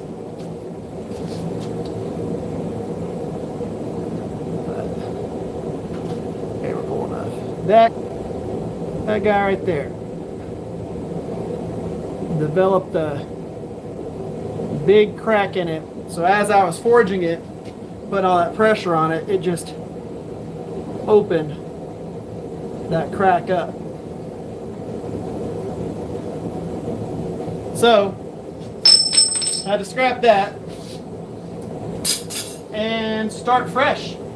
And then we ran out of propane. So then I had to go get propane. And then we went on a little trip, and that's where you saw the car stuff.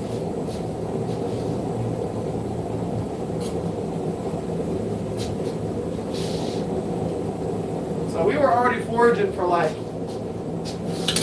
20 something minutes before I had to start over.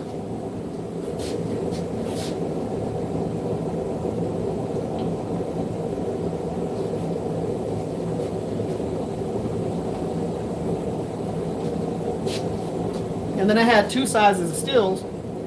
They made me,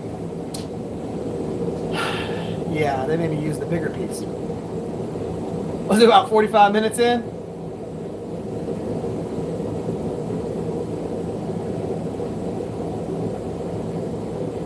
Whew.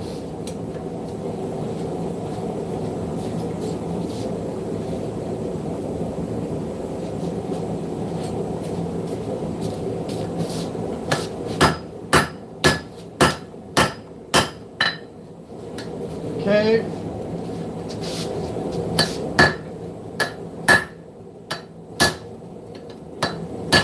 Onto the wider side.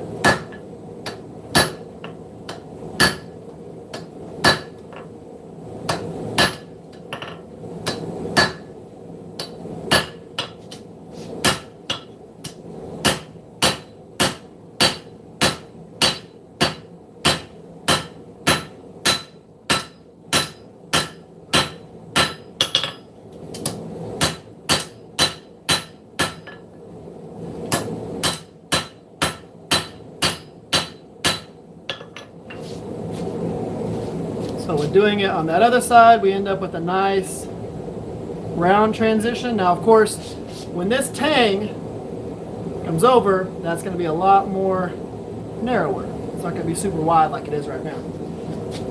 So what we're going to do now, we're going to heat it back up, and then I'm going to lay it on its spine, and I'm going to forge it flat. So like right now, we got that big old gap underneath here. So on the bottom here, got that big old gap. We're gonna heat it back up, and we're gonna forge that down, flatten it out a little bit.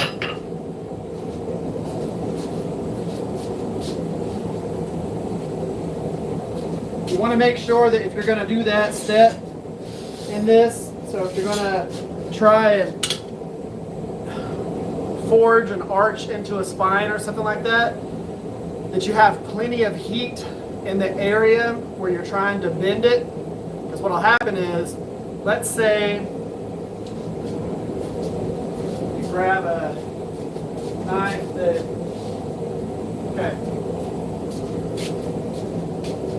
let's say we wanted to, this knife was like the handle was all the way up here, and I wanted to take the handle and make it to where it was actually like this, or cant it down just a little bit.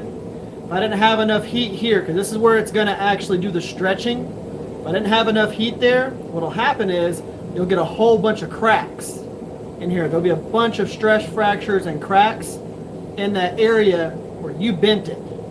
So the inside's not going to crack, but that outside is going to do this. So whenever you have it like this, it's just going to open up and have a whole bunch of cracks there. So you got to make sure you put enough heat into it before you start doing that. That way you don't shear it.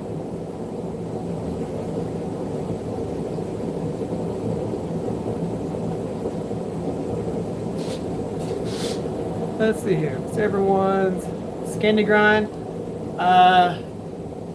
I'm not a fan. I like full flat grinds, almost full flat grinds, convex grinds, a lot of different things. Not a fan of scanty grinds.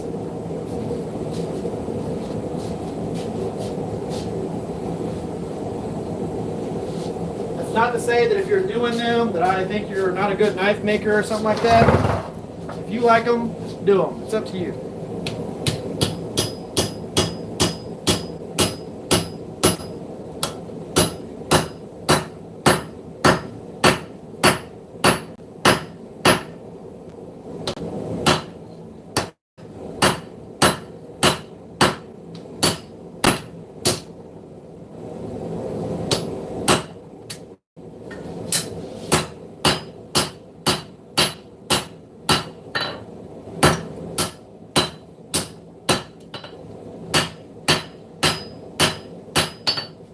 want to show y'all something real quick.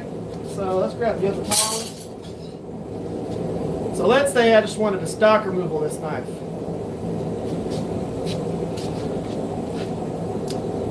Say I just wanted to do the rest stock removal. All I would literally have to do, I'm going to grab it right here. If I just wanted to do this stock removal, I could remove everything where the tong is back.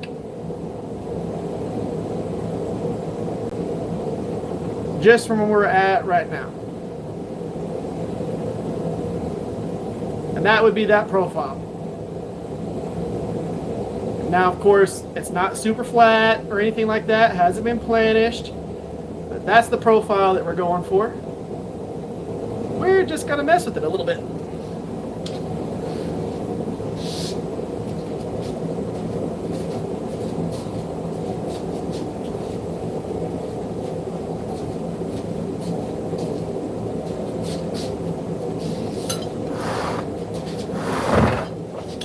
But we still got some forging to do.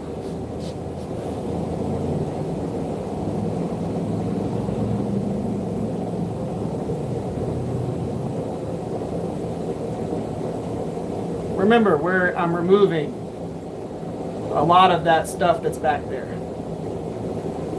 So I'm going to be chopping off that excess of the tank. So I'm going to be forging as much as I want of the tang, and whatever I don't want left is just getting cut off.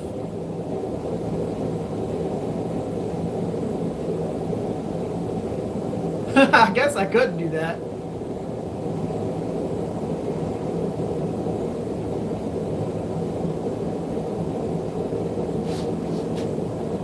So, and a rat tail bottle opener.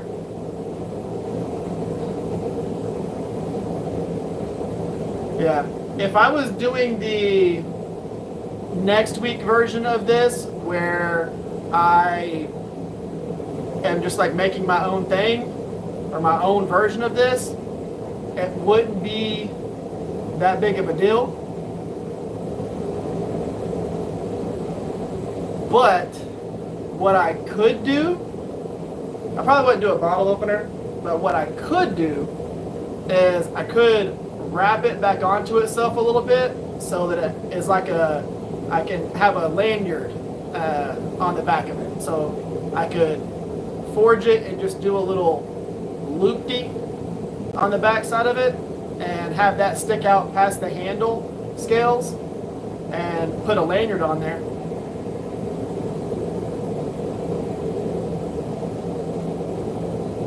What do y'all think about that?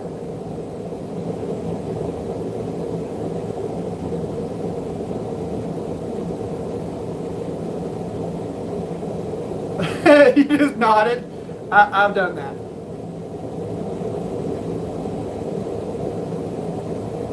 Alright, so that's what we'll do.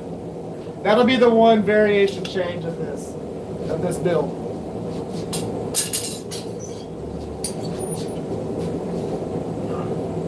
Alright, get it back out and keep going.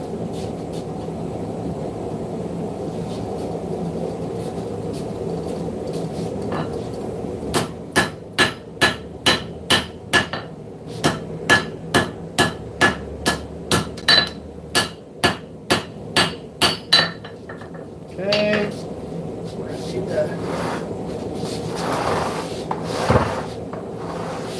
the anvil back just a hurt.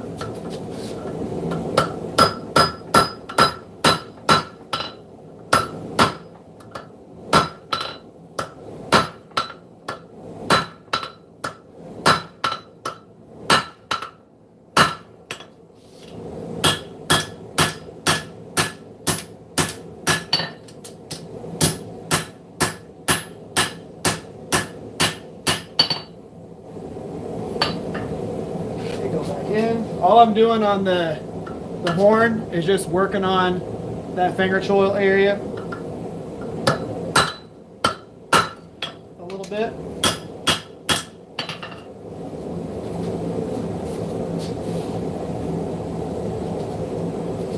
So one of the things to think about whenever you're using a horn on an anvil is there's two different angles here. So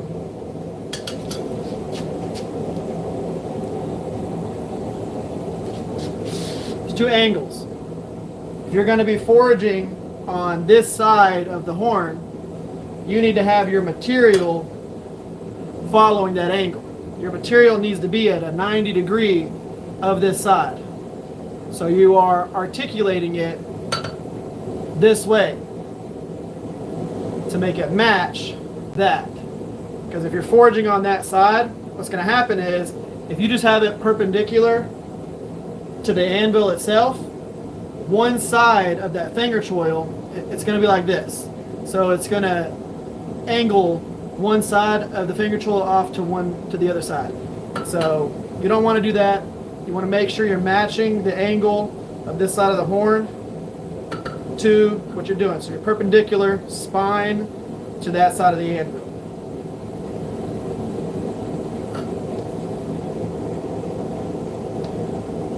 What did Frank say that you're talking about?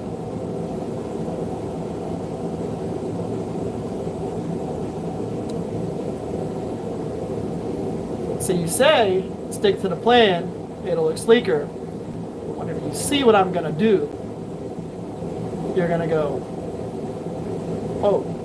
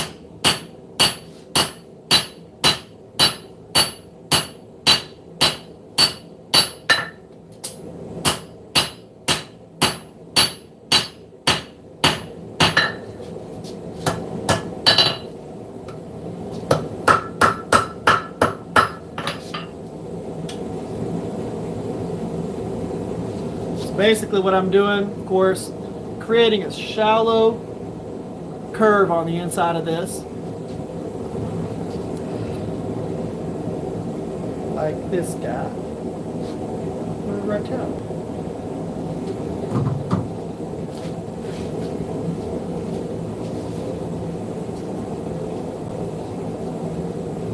What I'm going to do is basically at this point I'm going to do a little bit of a preform. I'm going to do a little bit of a preform on the handle, just a little bit, and then we're going to flip it over. I'm going to go ahead, draw out the bevels on the blade, get that blade where we need it to be, and then I'll do the little hook thing that I'm going to do. Grasshopper just took himself out.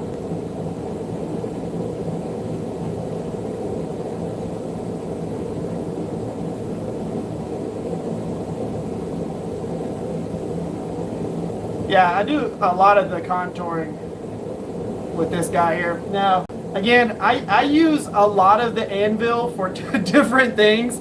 So the way that my brain works, okay, this is where my tism comes into place, my little bit of autism we have here.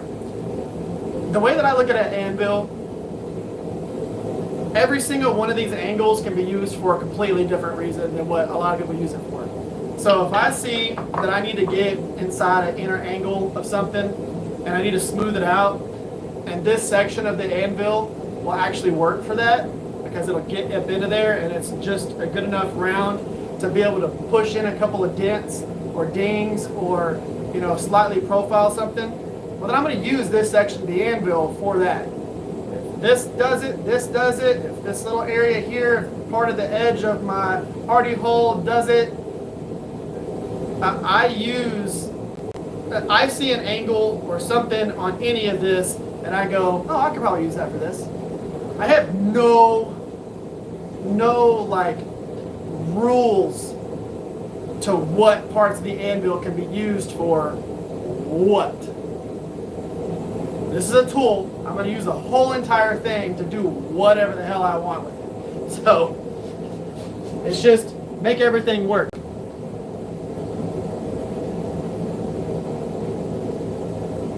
All right, deviating from the plan. I can just hear Nils go. This isn't.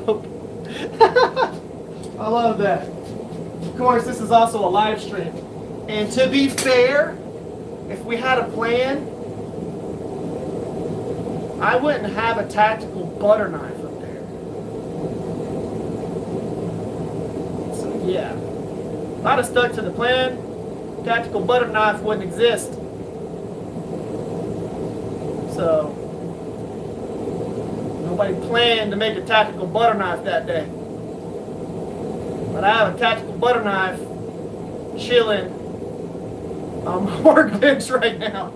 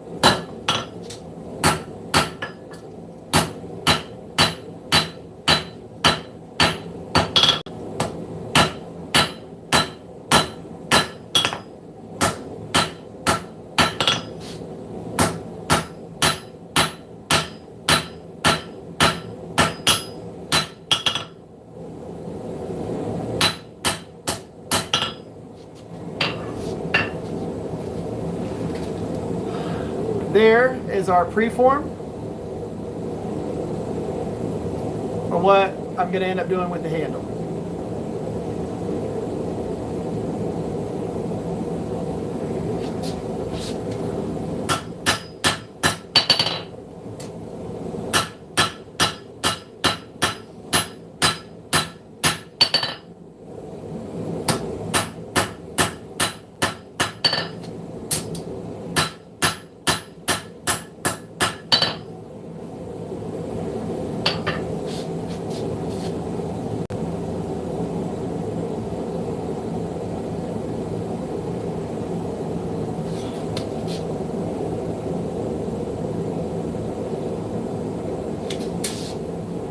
Good there. The only thing I'm going to change is I want to just thin this section out just a hair.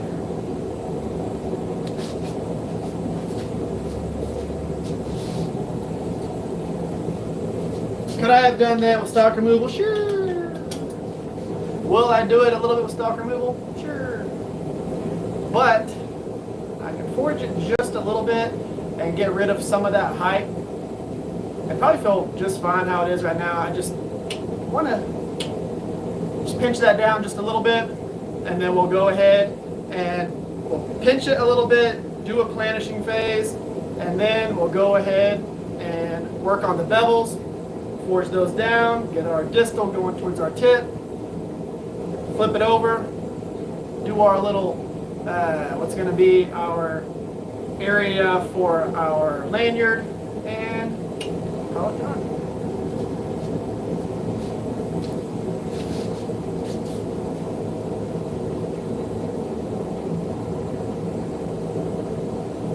Looks like a court gesture shoot.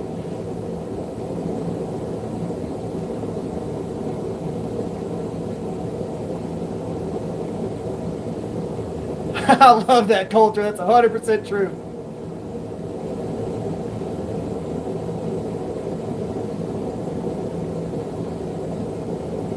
Yeah, it is hard to put it in your hand when it's hot. That's what was hard about doing the drop point tactical ring-tailed knife. That was what was hard about that, because it had to fit my hand perfectly with the ring and all of that, but I couldn't hold it, so I had to literally eye measure everything to be able to get that right.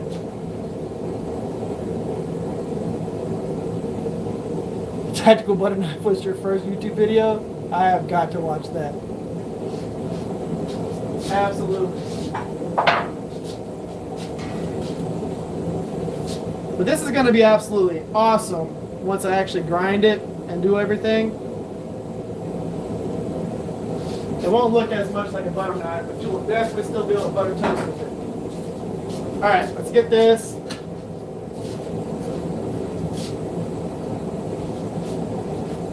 Like I said, I just want to take a little bit of that height out of it.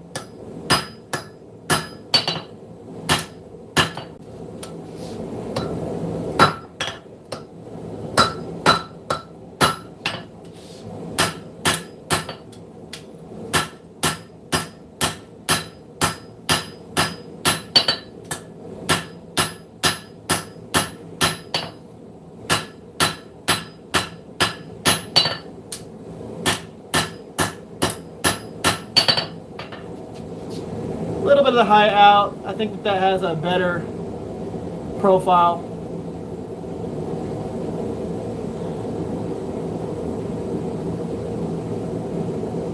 Just a little bit of that height out of there. And I think that that's going to be perfect. Now, of course, we don't want to fully planish the tang until we actually get the blade where we want it, because we need to make sure that we have everything going in, the blade thickness where it comes up into the ricasso. So where it's going to come up into the ricasso, however thick that ricasso is, the tang needs to be the same thickness as that. So until we forge the blade, do our bevels and do all that stuff, we can't really understand how big the tang needs to be. It's kind of pointless to start working on it. Huh? What? Yeah. I can smell. Yeah. Probably smell blood down on my face. Sunday movie night with Doug. Oh, that's what you're talking about with the Discord. Yeah, his earlier videos. They said like they could all get on Discord and have like a watch party of Duck's earlier video. Yeah, we need that. That would be actually pretty cool. You guys should watch one of Eric's first videos together. Eric should do a reaction video to his first video. So my first video was me. Oh, not the skateboard. About to say, because it was like me working on a skateboard that Xander and I painted. Yep. Oh, we need to take down that one video. He was a little one back then. It's 2 videos. Why? No, not that. Oh, anyways, yeah, he was a little guy. Talking about butt pictures. And then we have. So, anyways, yeah, we have videos on there that were like my first ones where I was making like my first little bits of knives and stuff like that. Whew. Yeah, you can watch those if you want to. Viewer beware. Okay, I'm gonna switch hammers. I thought you were going to say hands. Nope, I'm gonna switch the old hammers. We're gonna switch to the rounding hammer. We are gonna be using the round side. This is the Mark Ling Two Bastards collaboration hammer. Two Bastards right there. Mark Ling. His logo on the other side. That was the collaboration one that they did. That's a beautiful rounding hammer. But yeah, we're going to use the round side, and we're going to pinch the bevels. So basically, we're going to go all the way down the cutting edge, or the edge of it. We're going to pinch everything. It's going to do a lot of stuff. A lot of stuff is about to change on this profile because of what I'm about to do. But don't worry, because I'm leaving a certain amount of thickness in the spine. The reason why I'm using the rounding hammer, the round side of the rounding hammer, to pinch that cutting edge is because I really want it to pinch down, stretch out, do whatever it's going to do. I'm leaving all the thickness in the spine so that whenever I forge in the distal taper, utilizing that area from the ricasso down to the tip, it will bring that tip back down. And I don't have to worry about sitting there trying to over reprofile things.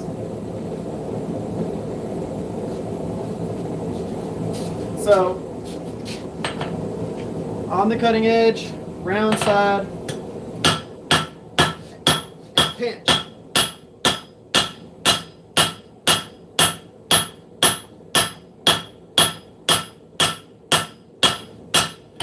Flip it.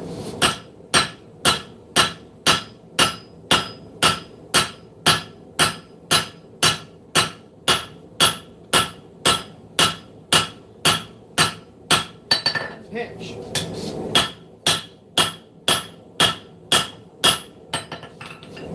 So now we have this profile right here, but we have our bevel starting. You can see where we are forging. This whole entire lower section here. Left all the thickness in the spine. But now we have a crazy profile. We will straighten that tip up just a hair. But next heat, we're going to pinch it down again, just like that. But remember how the profile looks and what it's going to end up being once I'm done.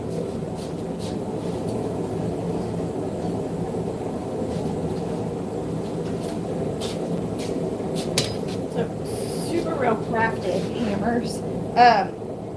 You should have seen this hammer whenever he first got it. There was a magnificent finish on it. But hammers are tools and they're meant to be used, and so now you can see where this is a good example. The surface of you see like this whole surface used to be in this like the top of the hammer is. Yep. So blacked out like that.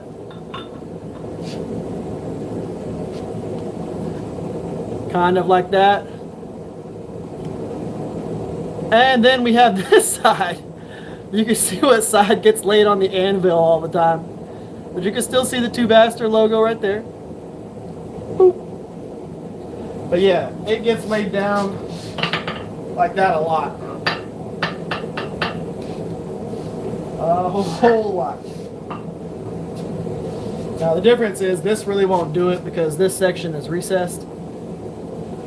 So the sides that'll get done is like all of these raised up areas. All right.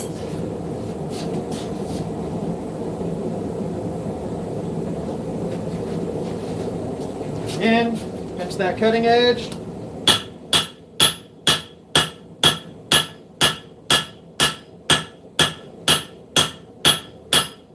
So you can see what I'm doing. I am swinging down into it like this, angling it in, angling it in.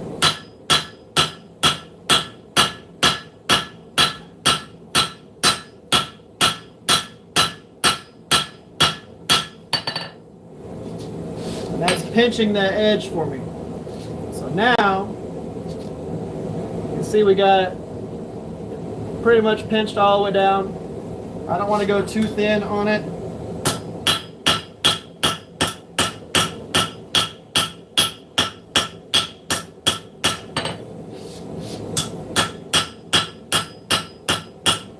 A little bit of planishing, a look at how goofy that profile is right now. So on the next heat, we're going to work on the spine.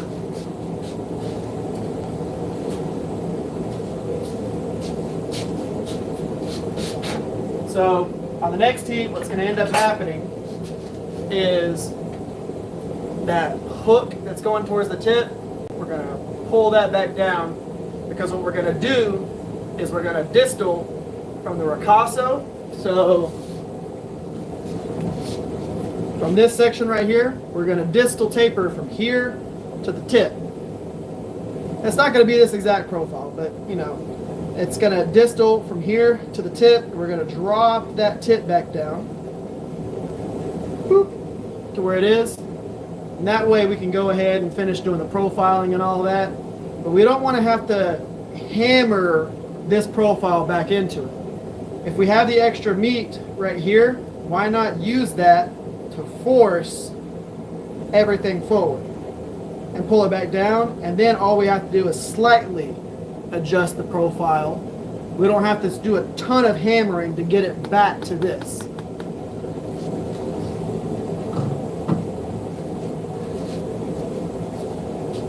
All right, grab it.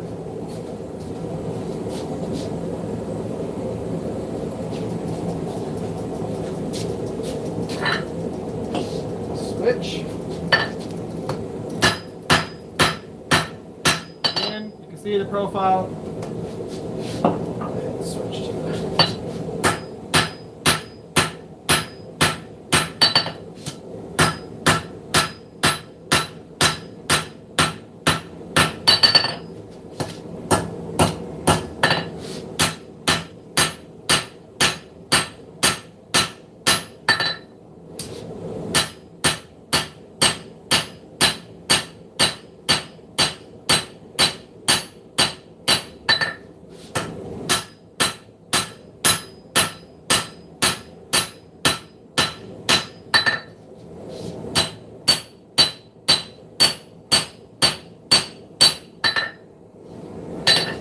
Okay, we still have more that we can take, but it's not like this anymore. We still have a lot in this section right here that we can take and push forward. That's going to bring it down even more.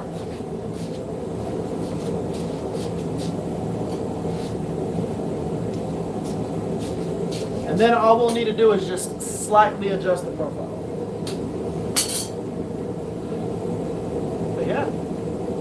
Pretty simple whenever you get into it.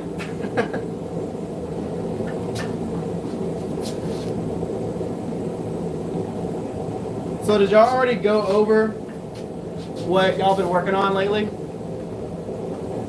Of course, if y'all join the Discords, y'all actually be able to talk about what you have going on. There's a lot of people that post in there. It is an awesome little community. Okay, this will be hot here in just a couple of seconds. Go ahead and keep distaling that spine.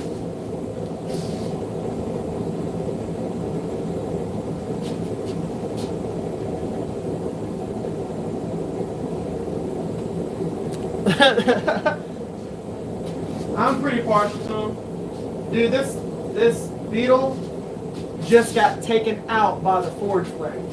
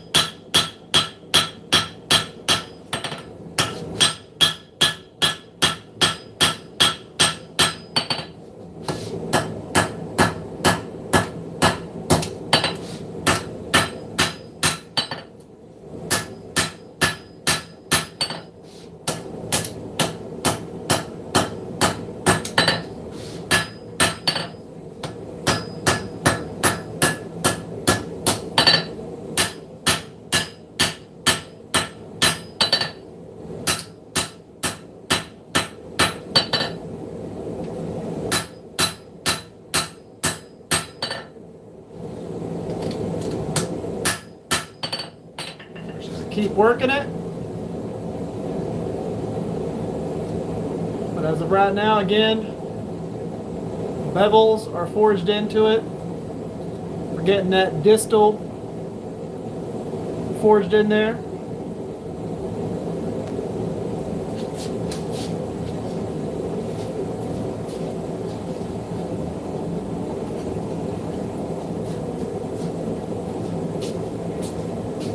And something to think about, if you were watching as we've been doing this, at how large the finger choil was this whole entire time, it was larger than what my finger would be. But remember, whenever you go through and you start forging in your bevels, especially if you're using the round side of the rounding hammer, the material goes both ways. It will stretch towards the tang and towards the tip. We're stretching it out all the way along it. So it creates a hook kind of around your finger and drops down, and then we'll end up working with that and correcting it, but it gives us that nice heel. So there's so many things that are going to change whenever you do the blade profile, which is why I always get the blade about 60-65%, and then work on the tang, get that to about 75% done, and then go back to the blade, start working on that, and then go back to the tang, planish it into the thickness of the blade, and then everything is all good. See, Steve?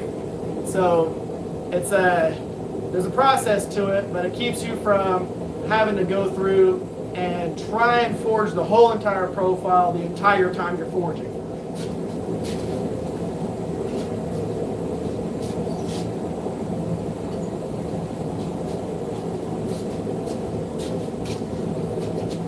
Okay, so I'm going to start hammering here and work my way forward.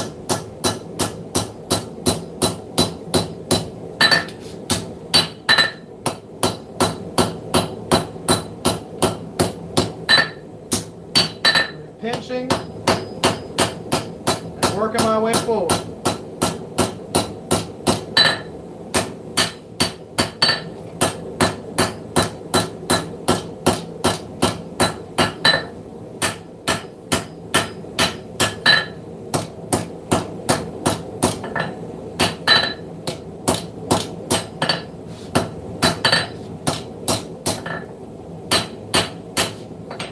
Start getting the blade profile that we want by doing that. Still not there 100%, so got a little bit of work to do.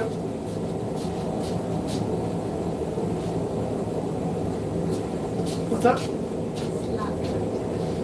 Oh, there's all kinds of curves to it right now. We're not at that planishing phase yet. I can tell you today, you're not nearly as hot as you have been in the past live streams because you were not during this one. This is true.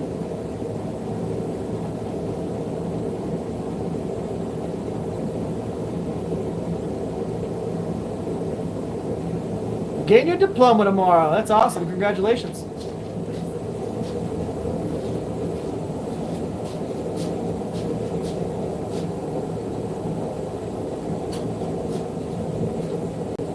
The cool thing is, on these next couple of heats, this thing will be a fully profiled knife. Because we're at a point right now that all we're doing is slightly correcting the profile. And then we're going to get it planished, and then we're going to take that tail, and I'm going to end up working it back into itself. Now I'm going to do something slightly different with it than what y'all have seen in other times that I've done this. So, yeah, you'll see it whenever I start.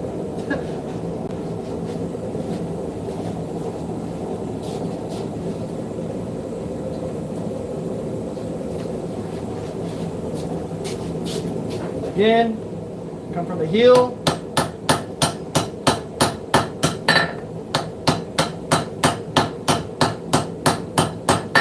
Work our way forward.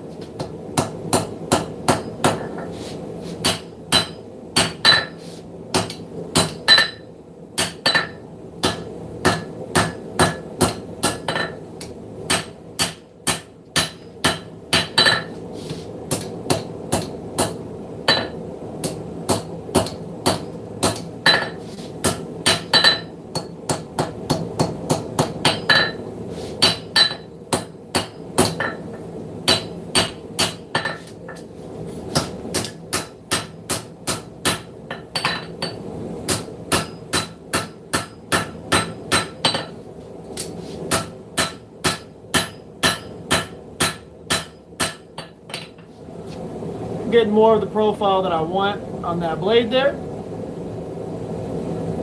so that it's closer to that profile right there.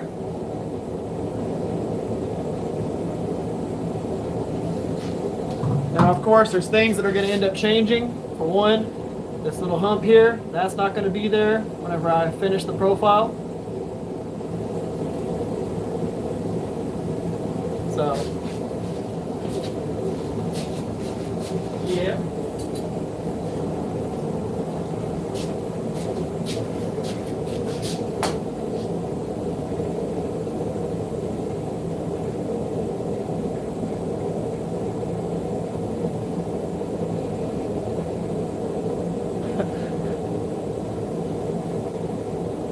So,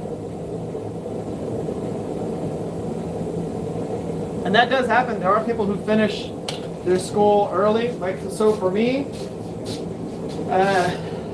I finished high school quite a bit early, and then I still walked with my friends. It's just, in my yearbook, I was a junior and a senior. So, yeah, that was a thing. My senior yearbook, I had to take a junior picture, and I had to take a senior picture.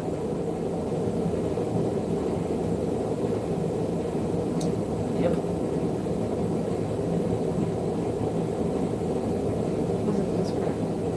No, I had to take both pictures. I had one picture where I wasn't in my, because you had to wear a tie and a button up and all that, and then have another one where I wear like a puka shell necklace and a t-shirt. No, you had your touch picture. Yeah. That one was in the senior section. The other one was in the junior section. You had to go have those pictures taken at a place.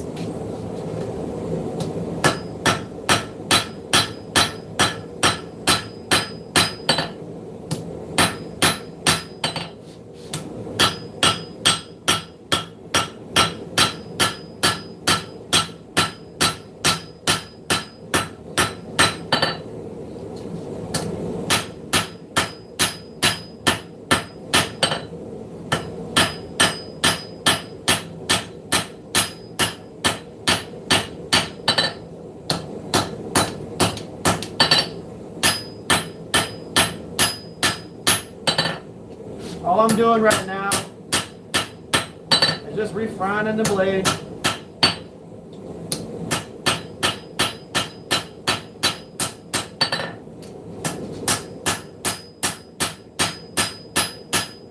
And then with it it's still a little warm, but it's a little bit cooler. I'm using the round side to just massage my little ricotta or my plunge line area.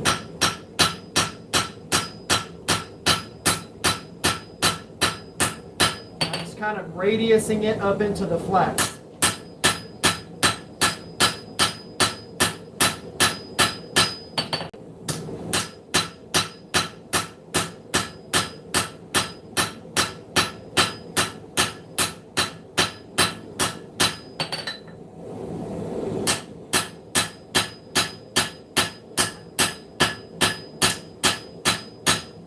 I'm treating the rounding hammer kind of like a really big ball peen.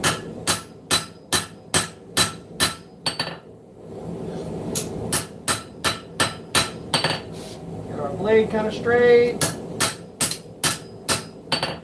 center the distal into the ricasso.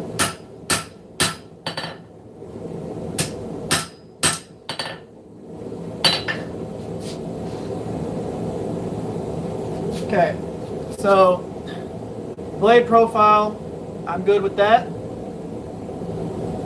You can see we're not perfectly centered from here down, but that doesn't matter. Our distal from ricasso to the tip is nice and straight. Our cutting edge is nice and straight. So our bevels are forged in on there, and those are nice and straight. So now what we need to do, we gotta get rid of this slight little hump right here that I don't like. So what I'm going to do is work that down in, and then we should be pretty good with the profile. All we'll need to do at that point is just Planish. But I've got to grab it from the blade side in order to work that little section right there.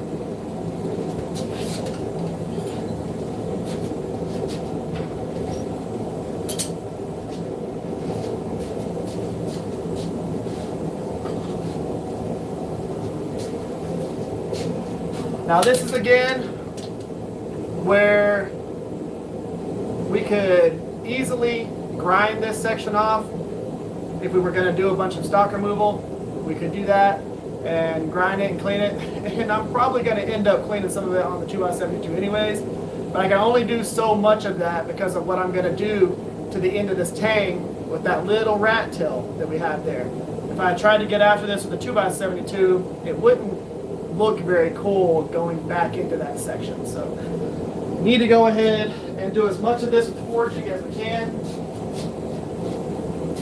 And right now I'm trying to really isolate the heat into that handle area. I don't want to get much heat into the blade area because I don't want my tongs deforming the shoulders of the blade. So basically the shoulders of the spine where the bevels come up, cross over to the spine and come back down. I don't really want to screw with that, and I don't want to screw with the cutting edge. Sometimes that's okay.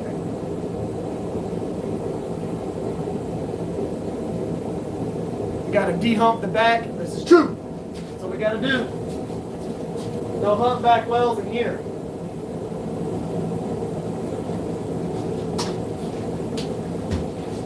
This is going to look good.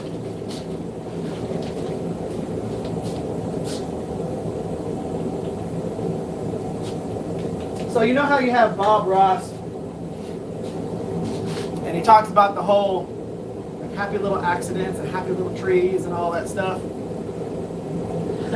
Having that piece of steel mess up on us so that we could then take this piece of steel and make the knife that we're making and have it still be very similar to the profile that we're doing, but with just a little spice added onto it.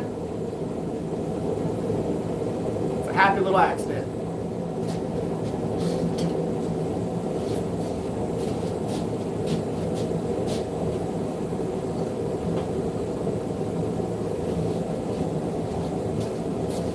Okay. Hump on the anvil.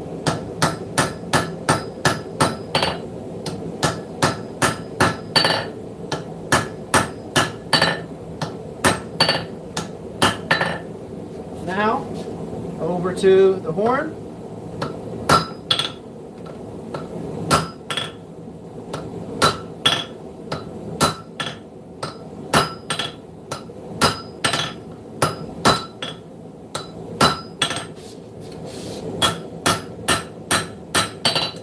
Material back in.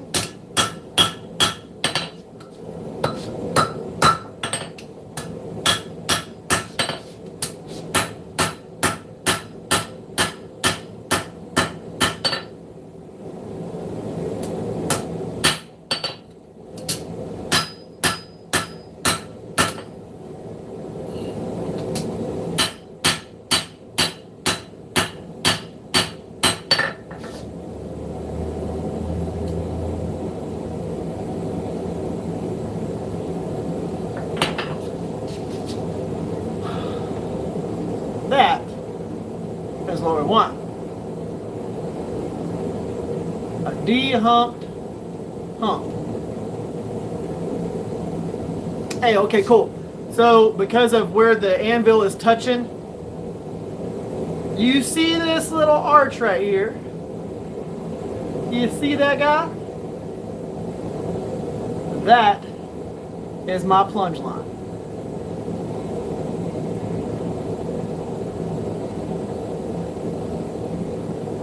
So what's happening is, from where it's touching the anvil, this piece right here is scratching back and forth on the anvil. That is what I was radiusing with the rounding hammer. Whenever I had the steel a little bit cooler, That is my plunge line. Nice and radiused up into there. From our heel up into our spine.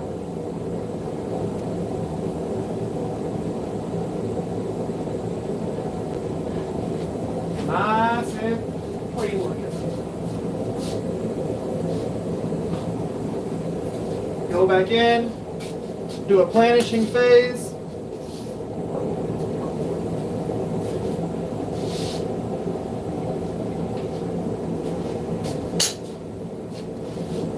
That should be good.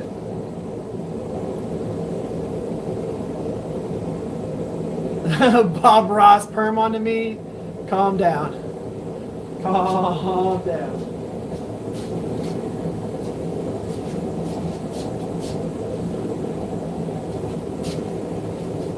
So I think what I'm going to do, I'll start with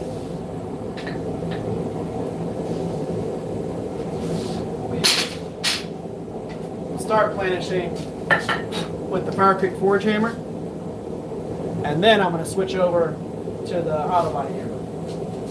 For planishing, we do not need a bunch of heat in the blade. We're basically just trying to smooth. We're not trying to forge a whole entire profile now.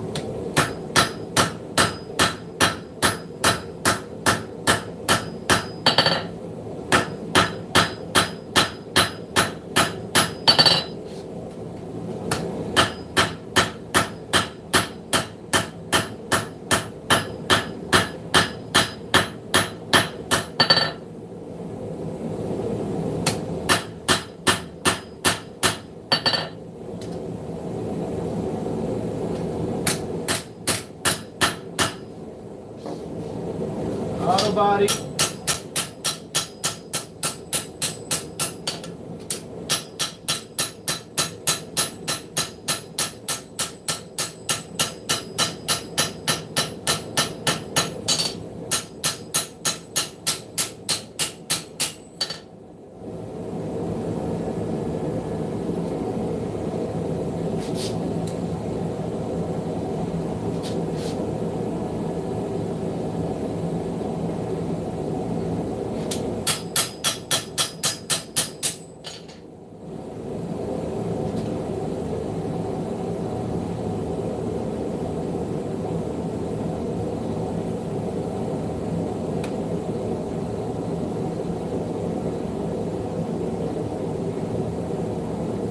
Okay, we're looking good.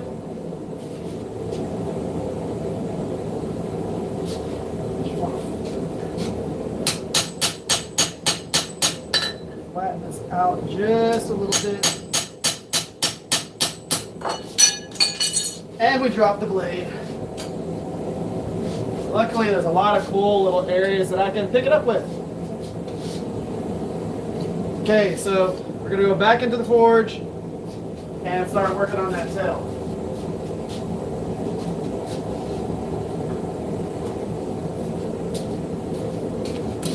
This is where, again, I'm going to say I really wish that I had scrolling tongs. Some happy little knives.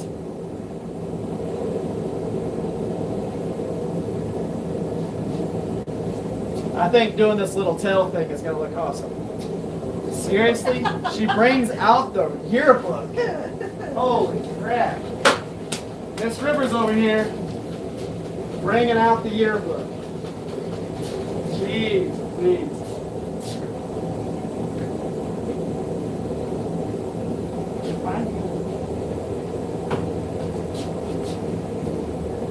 Okay, so the little tail gets hot way faster than the rest of the steel. We're going to be using a ball peen hammer. Classic little old ball peen hammer to do this stuff.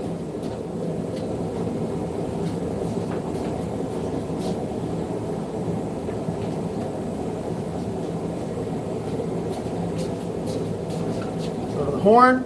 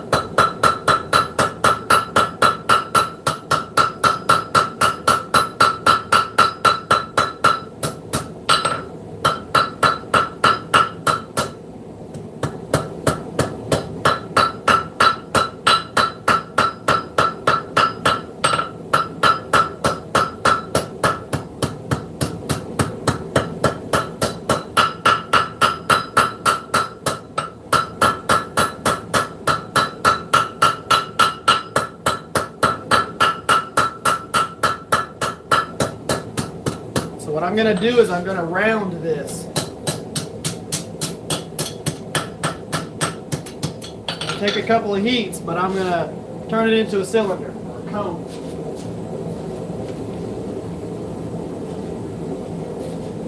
Go ahead, show them, I guess. Jeez.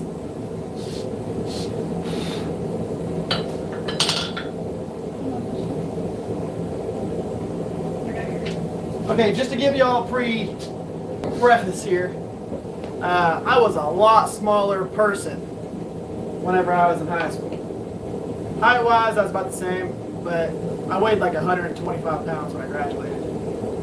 Ran track, did all that stuff, played hockey. I weighed like nothing.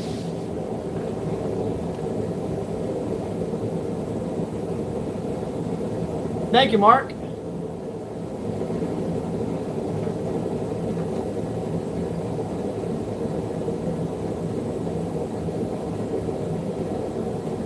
Yeah, that's true.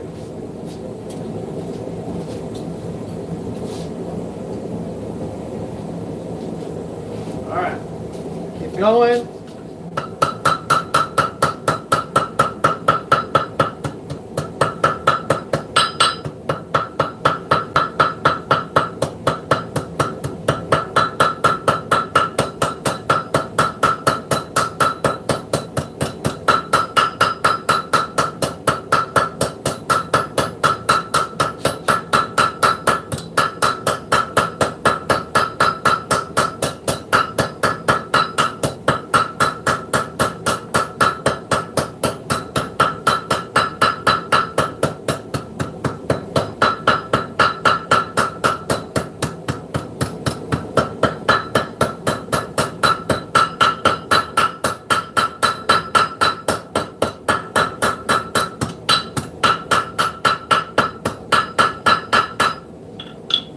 Keep rounding it just like that.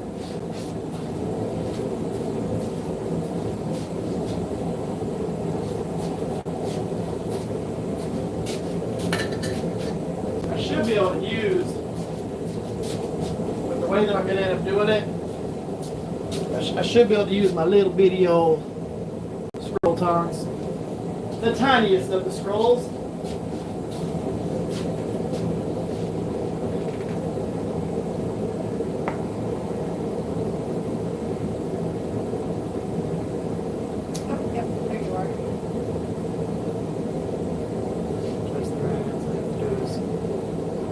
Sense. Talk to you later, OG.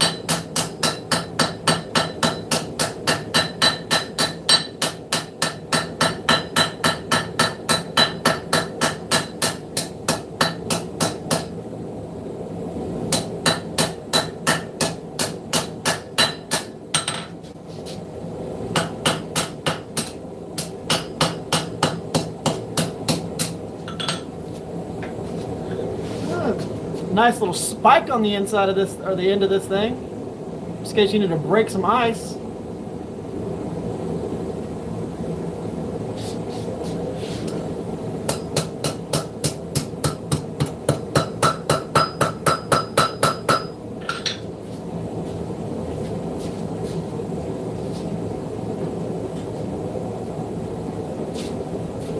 What you doing?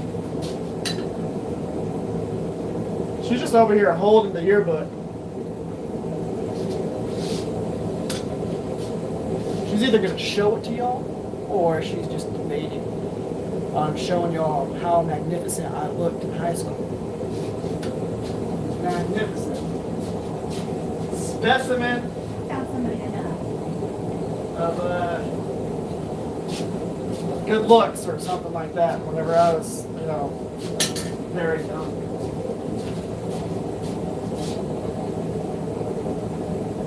Next question. Working this thing.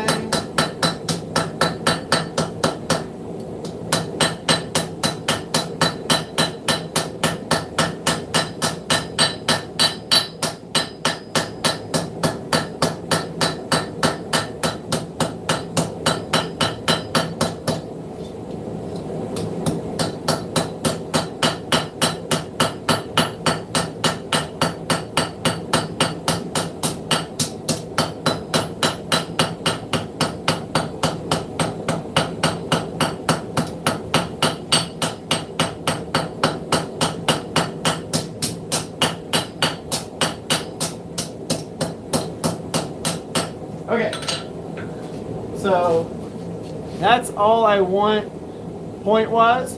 Now we're gonna go ahead and wrap it onto itself. It's not gonna be like a super crazy thing. I think it should work out pretty good. As long as I can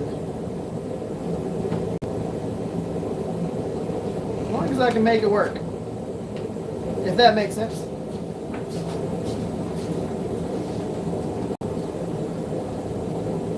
The cool thing is, just like I did on the ring knife, if I don't like it, I can always pull it back out and forge it a little bit more and pull it back in.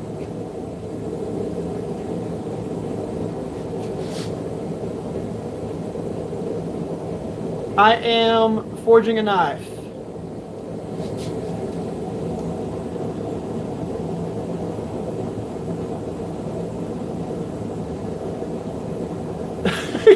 Dang, Duck. That was cold. These better not be black and white. Yeah, they are. They're black and white. That's cold, Duck. He said, I can't wait to see some black and white photos of Eric when he was my age. Dang! Okay. I'll show you a senior picture. Or maybe your auto body picture. Golly.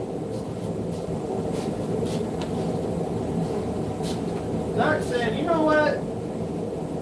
I don't give a damn about Eric's feelings.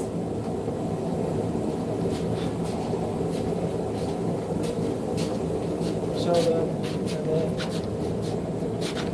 He is here. And then, right here. That's a tiny Eric. Back whenever I was all neck. Oh, I forgot that was in there.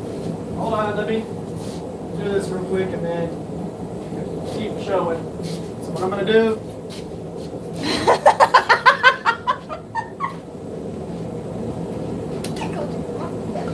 what? Call me a what?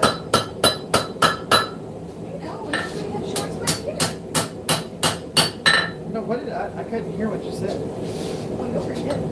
Daggum.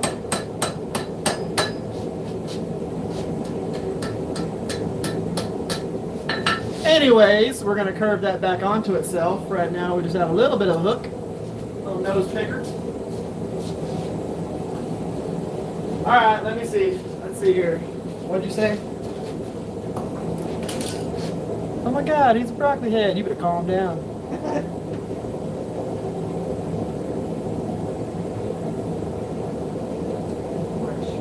If you had no metal tools for forging, what is the first metal tool you make?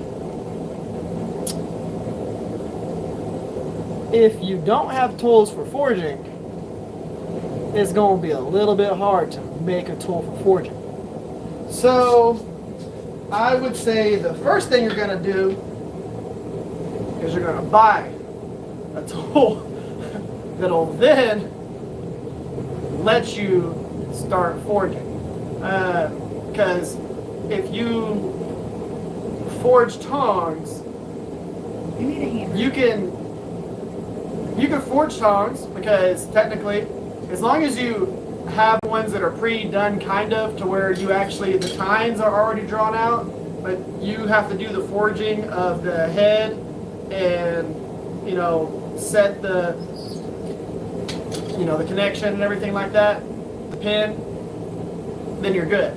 But if you have to forge all of it, you're going to need something to hold the thing that you're forging. So a pair of pliers probably would be beneficial if you're going to then forge tongs so that you can then hold stuff. But there's a process to it. You need to be able to hold the things. So either you would buy a set of tongs and then you could forge more versions of tongs, or you would need to buy a set of tongs that were pre-cut out blanks that you then forged and did a few things.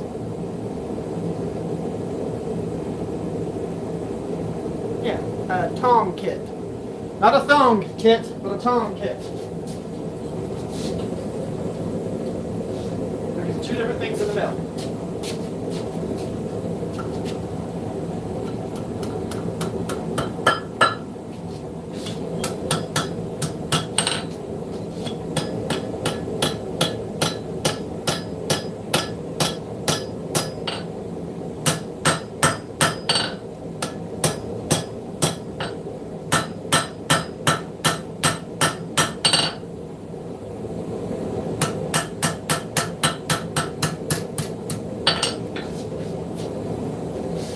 That's what we look like right now.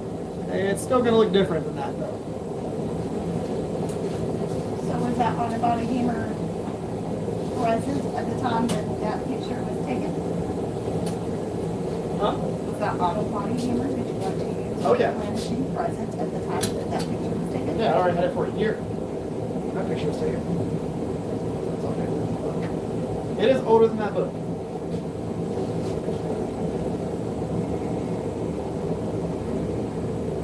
Yeah, punch the hole. Very true. How many pliers and a hammer? And when you forge it, you don't have to smash. Correct. What Duck said there. As long as you have a hammer and an anvil, you can pretty much make whatever you want to make.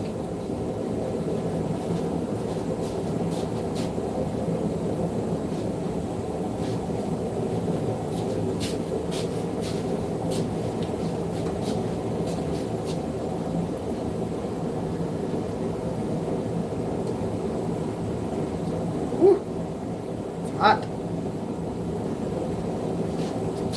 All I'm doing is rolling this onto itself. Gonna need to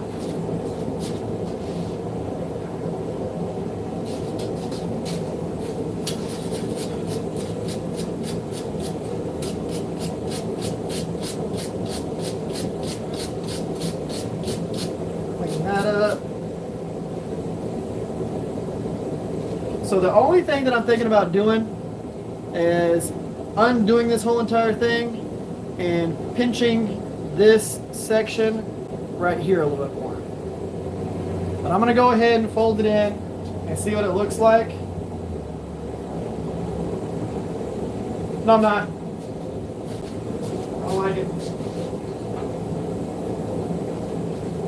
I need that section that's coming off the handle to be thinner. It's just a preference. I don't like how big that section is.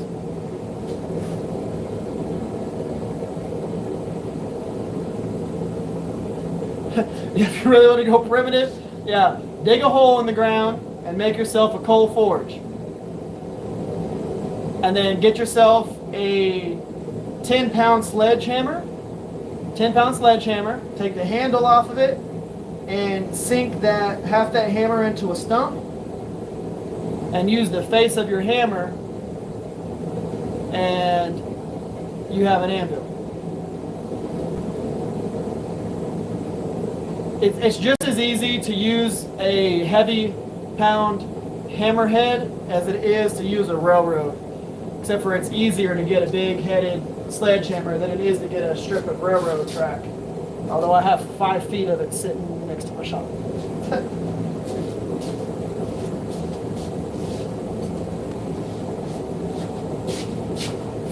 Okay.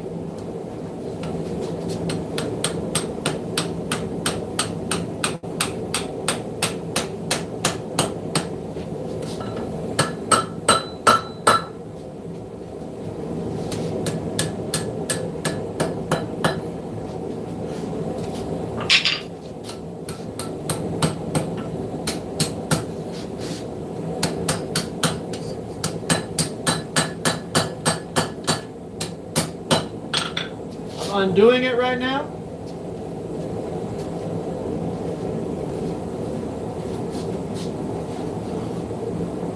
The whole point behind that is I don't like how thick the transition from the handle into the tail is.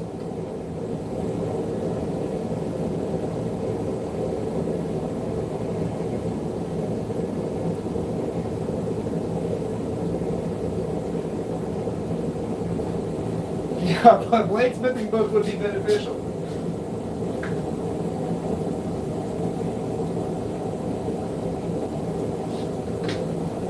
One of my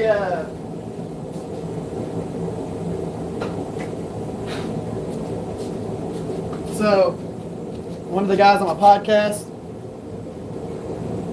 Jason Fry, this is his book, Knife Making Hacks. That's a good book to have. You can actually get that on like Amazon and stuff like that. Knife Making Hacks, 384 tips to make knives like the pros.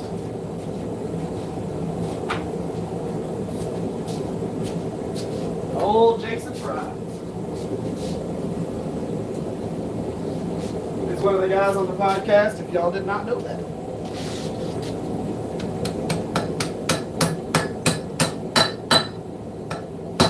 So that's how thick this section is right now. I want to take it down quite a bit.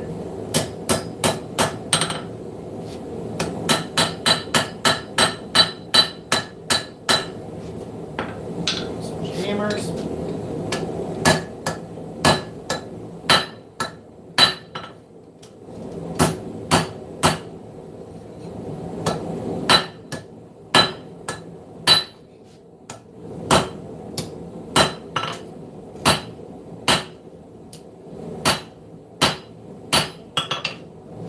Even just where it's at right there looks a lot better.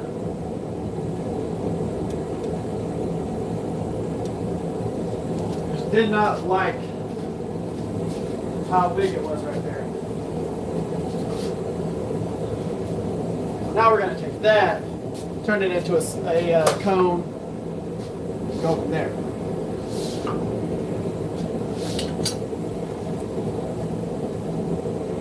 Watching from Zamboanga, I'm probably saying that way wrong, city in the Philippines. What's up from the Philippines? What time is it in the Philippines right now? That's pretty cool.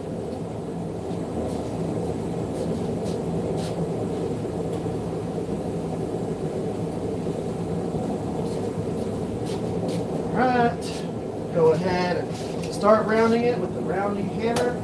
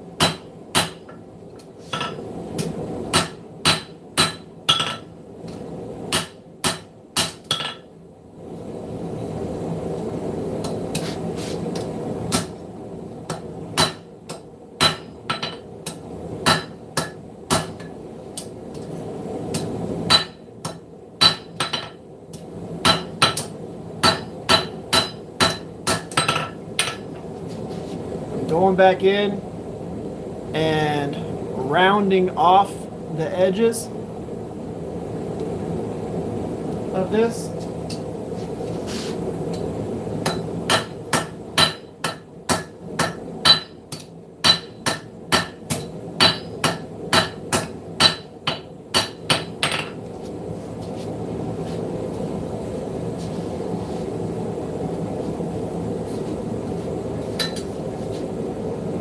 Let's see.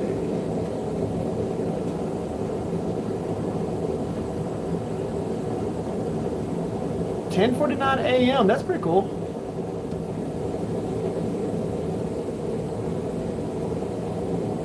I make knives. That's what we're doing right now.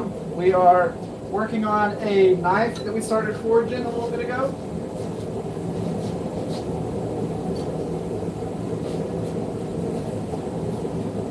Right now I'm working on a little kind of like a decorative tail. It's going to be for holding a lanyard whenever we get done with it. We're just profiling the tail right now.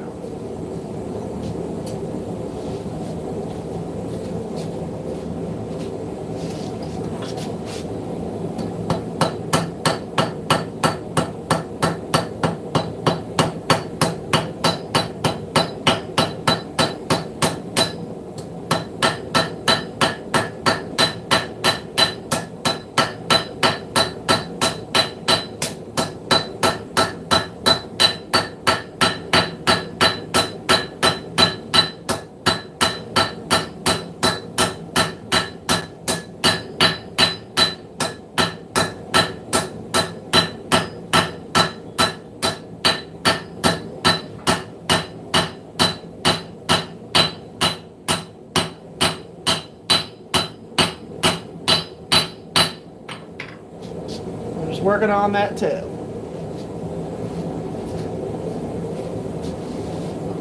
Okay.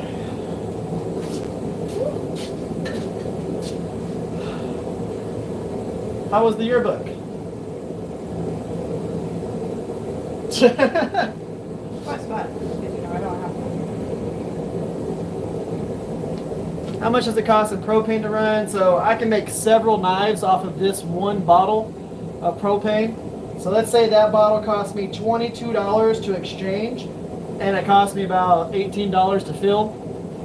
So if I just go through and I fill it, so it's about $18 to fill this, I can make, if I'm just forging out knife profiles and not trying to do a demonstration, I could probably make 10 knives at least on that one bottle of propane. Between 10 to 12 knives.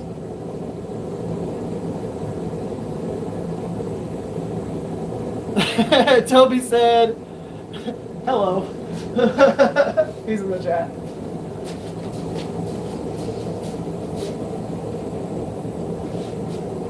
What's up, son of mine? What's for no reason? Watch out.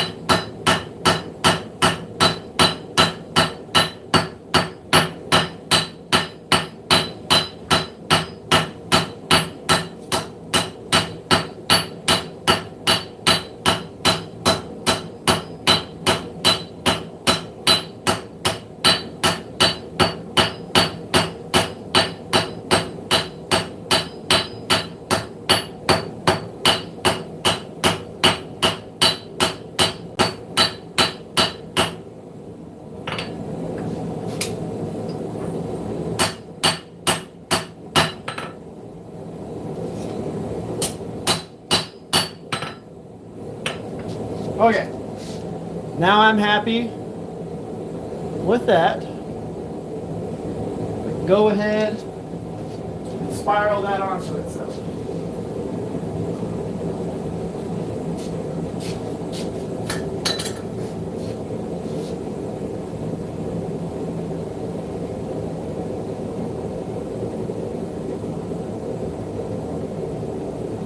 But he doesn't keep track of that. He is 7. to him, what he knows about Saturday is the fact that he's going to get to stay up late and not have to go to sleep super early. What he considers super early.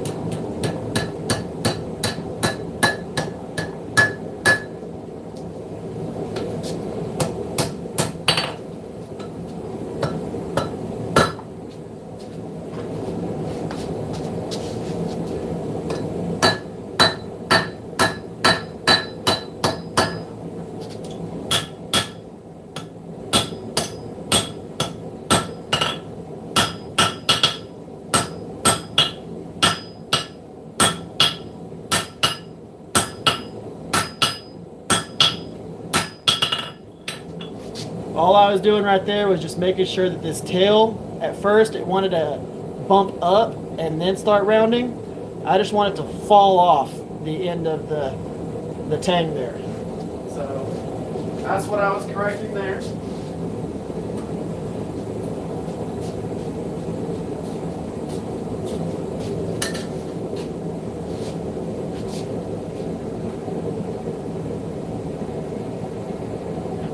Eating cookies. Where'd you get a cookie from? Bring me a cookie.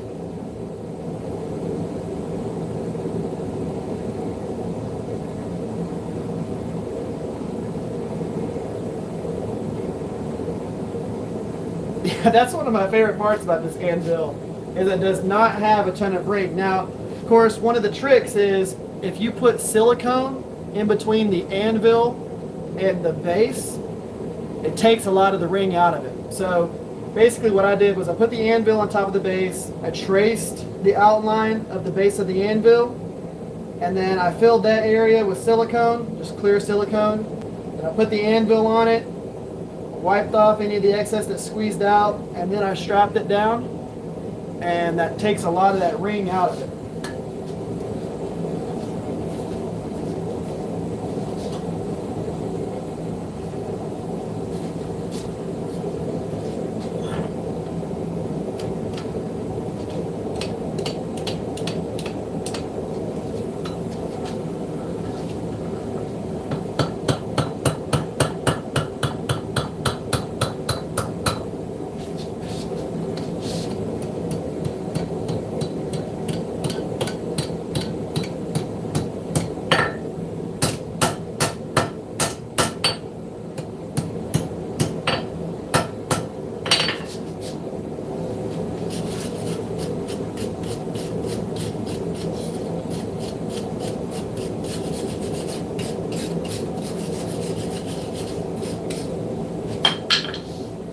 That's the step that we're on right now.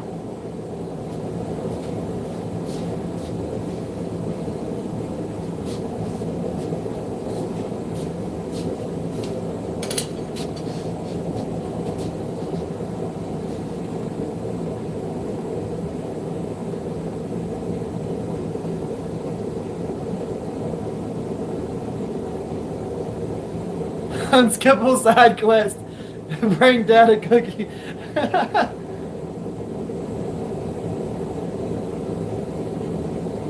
Dang, I got blocked by the mom. I think she's just worried about it trying to get on camera.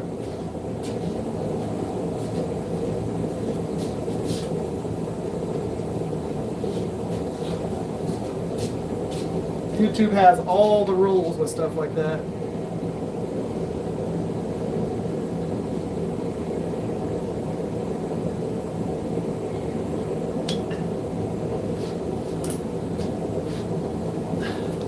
Put a little hook on it.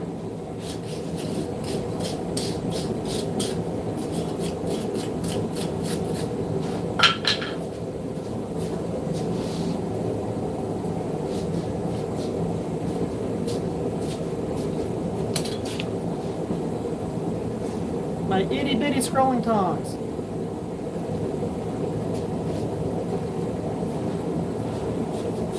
definitely one of the next things that I'm gonna end up getting.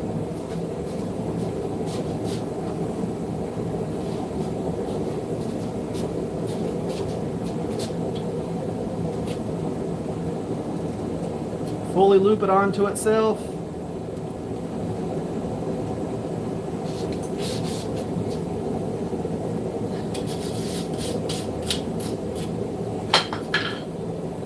Clean it. Line it back up. Now it's lined up.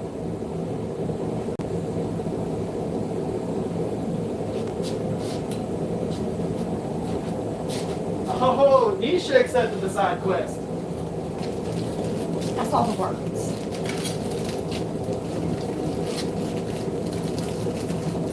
What's the last one? Side quest. Oatmeal cream pie. Those are his.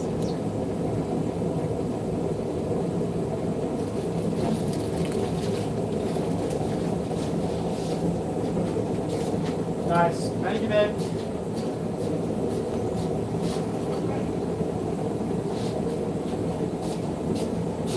There, sprinkling.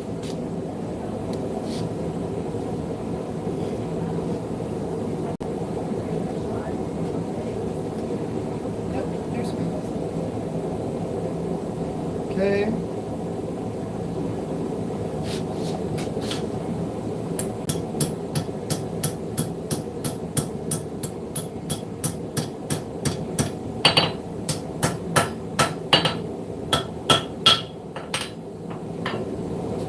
Now we're going to take this and rock it up into there.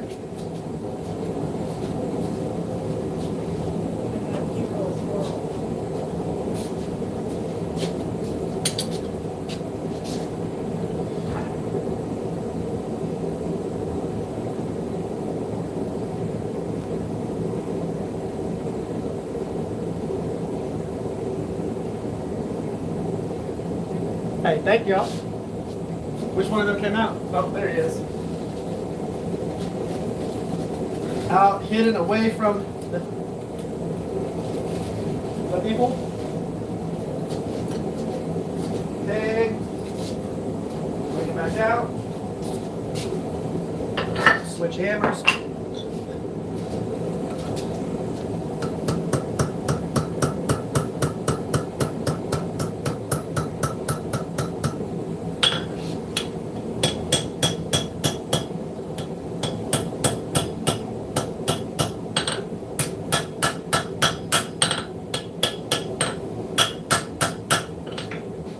That's not exactly what's going to end up happening just yet, but we're getting there.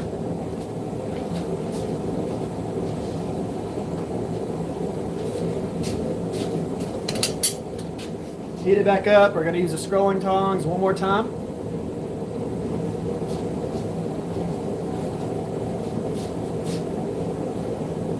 We are definitely getting there. So on steps like this, I like to take my time just to make sure that it's perfect. Toby said I'm touching grass. How many years have you done this? I have been making knives for 5 years, about 5 years. And then I have been forging for like 2.5, something like that, about 2.5 years. I've been hitting it hard for the last year and a half.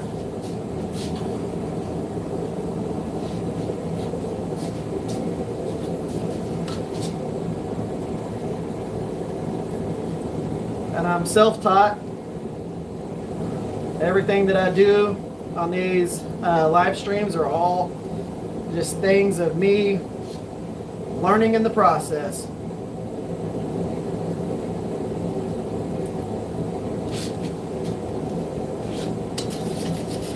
Now, of course, I have done a lot of this random stuff on other builds and everything, so this is not my first time doing some of these techniques.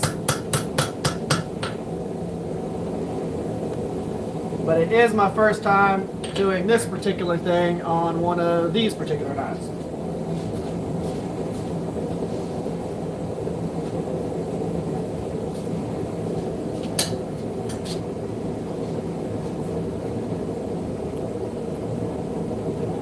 How much would it cost for someone to start forging? Well, it really depends on how crazy you want to get into it, but there are videos that show like a $500 shop setup. I think there's ones that show like $250 shop setups. The cool thing is, it's not that expensive if you're willing to source things that are not, I guess you could say, called what they're called. If you're looking for an anvil, it could be super expensive.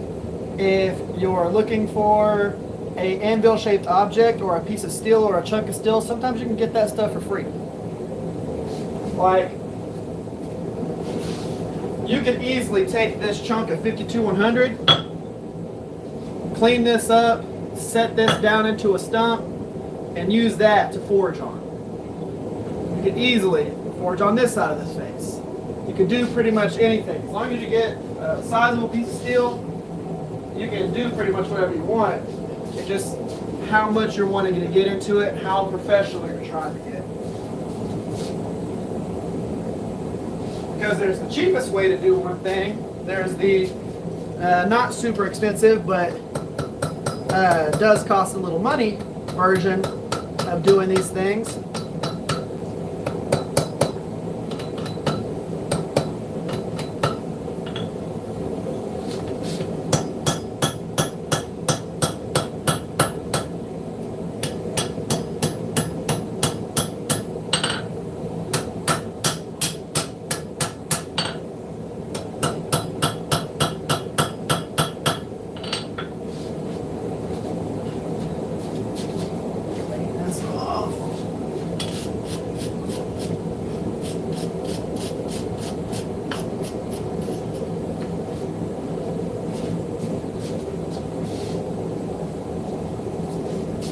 Back up.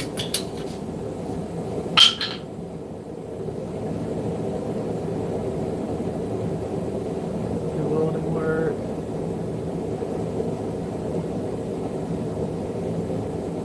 Well, having an anvil is the best way to start. So like for me, I had woodworking tools and several other tools from auto body and several different things whenever I first started. So I got into knife making pretty easily. It was a easy transition. I thought you are dancing. It was an easy transition to go from what I was doing to this. It was absolutely easy because a lot of my tools, they transferred over real well. Okay, grab the scrolling stones. Clean this little loop up a little bit better.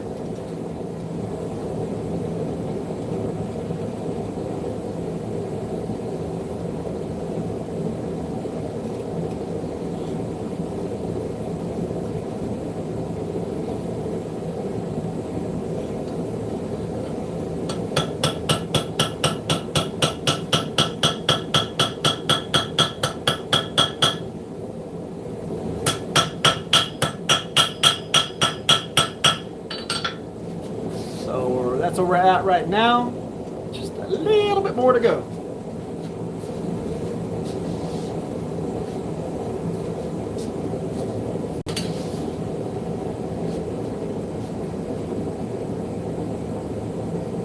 And yeah, anvil is definitely the most daunting piece.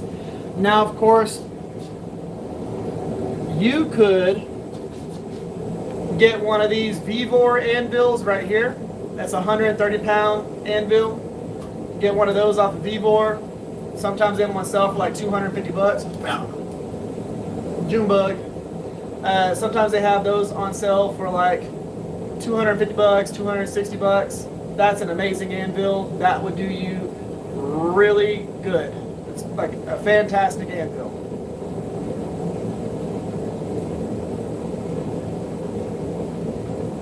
And yeah, Texas Farrier Supply has amazing stuff. I will be doing a video at Texas Farrier Supply here in the future, pretty soon here. I'll be doing a video there showing you all some of the stuff that they have that you can actually get from there.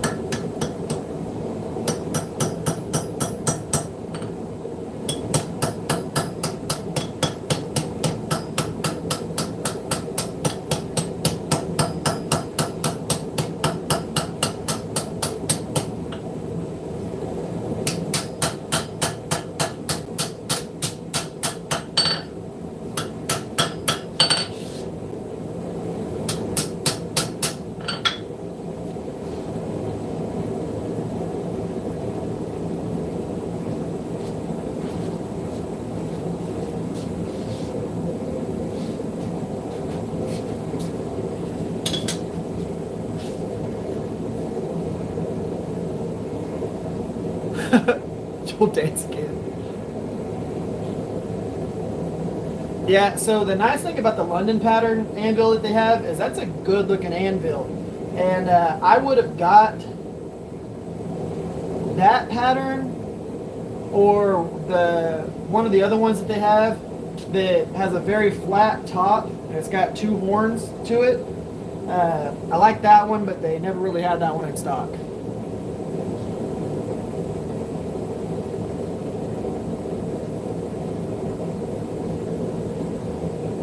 Well, Kentucky has a lot of cool places that you can actually do things as well. Some of those states have really good blacksmithing groups and guilds.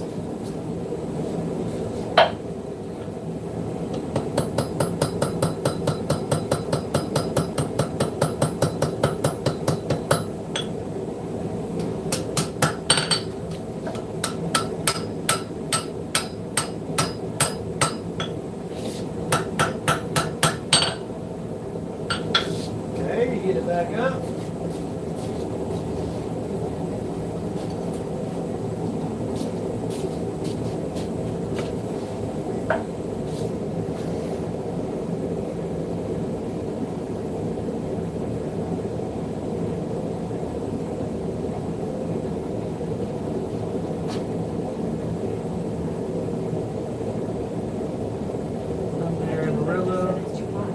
They didn't say it was too hot. I backhanded that son of a gun. Oh, Happy to you said see you're too people hot. from Texas. Amarillo, yeah, that's close to us, that's for sure.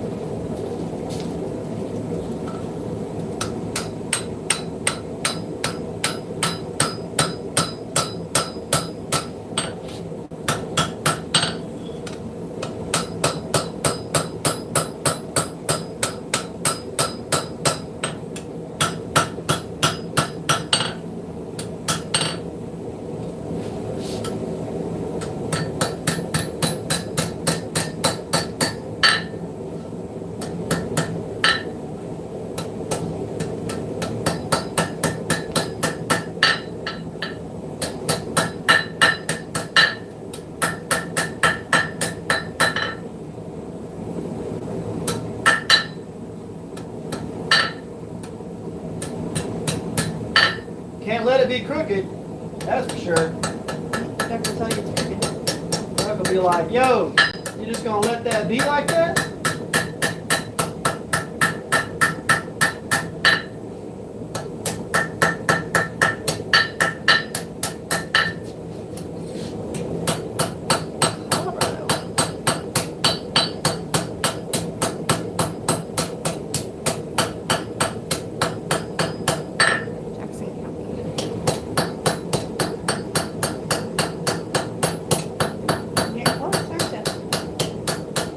Yeah, I'm just making sure that the glue doesn't have any hard edges.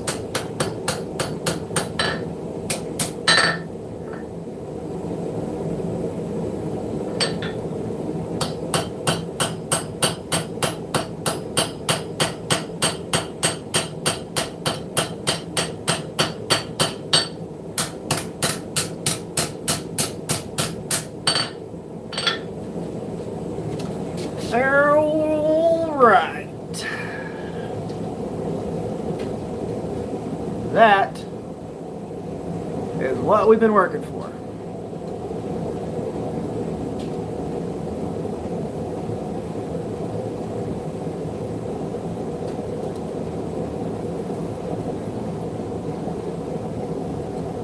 Tapers in onto itself. Fits up in there nicely.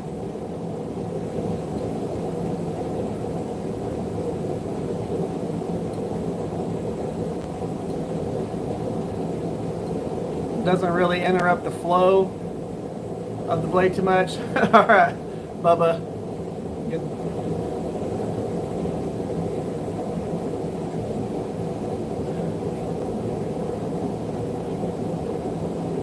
But yeah, that is looking good. Now all I want to do is toss this into the forge, heat it back up, and then I'm just going to straighten everything a little bit. And we should be good to go.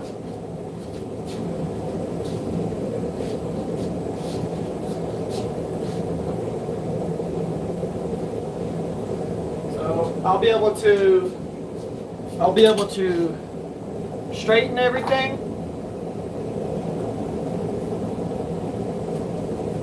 And these June bugs, I'll tell you something, the most useless bug on the planet, June bug. They literally fly until they run into something, and then they're like, I made it. No plan. They're just like, boom, that's home. And if they can run into people, scores extra points. But with this right here, I'm going to straighten it, and then I'll go ahead and let y'all see the whole entire profile. So I'll grab it with a different set of tongs so y'all can see the whole entire full profile. And yeah, June bugs are the worst. It's funny whenever they fly in front of the forge because they like the light of the forge, and they just go pop, and they just pop. Yep. Anytime I'm forging and they're flying around in here, because they get attracted to the lights and all that, they just like kamikaze themselves to the flame of the forge. And they just sound like popcorn popping.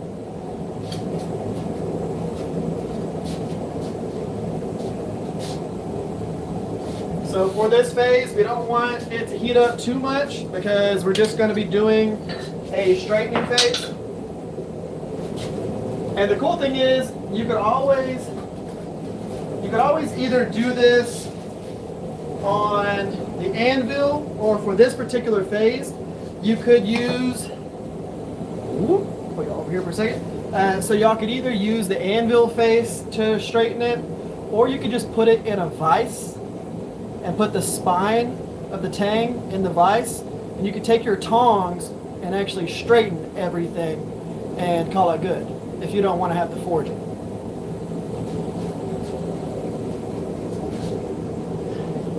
I'm going to end up needing these tongs. Get rid of that. We're going to need to brush off the forge scale.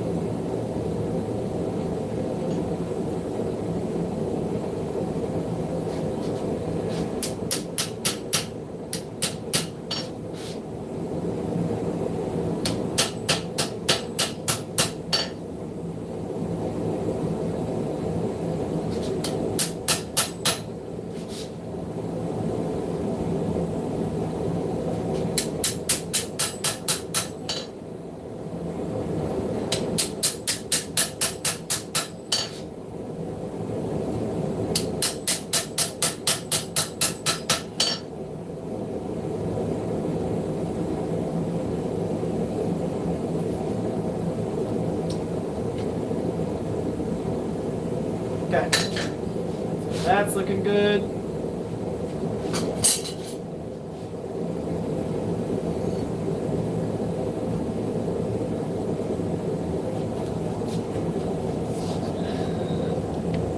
So this is our full profile. Nice and straight.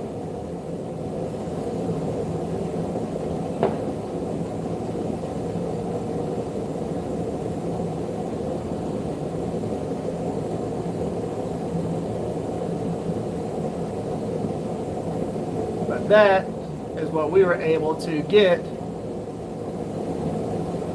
out of that random crazy shaped piece of steel. That's full bevels, nice centered cutting edge. If I did anything, it would be fake. Tip was a little bit off. one side. There we go.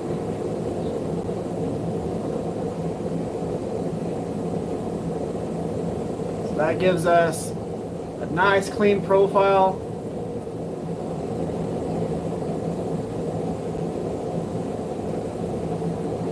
With the extra little curly Q on the end. What I'll end up doing is I'll put a lanyard on here. Psych, I'm not going. That's totally for you. But that is a good looking profile.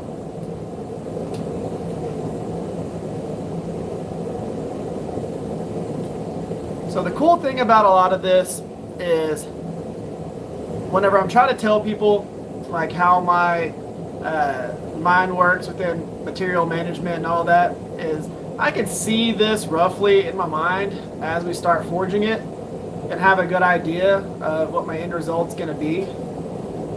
And it's just being able to manage everything to get it to that point so that whenever you're done forging, you have the shape you want, everything looking good. It's Planish, it's smooth. You don't have to sit there and grind. You don't have to grind a whole bunch of stuff off of it. And you end up with a cool profile. It's super unique.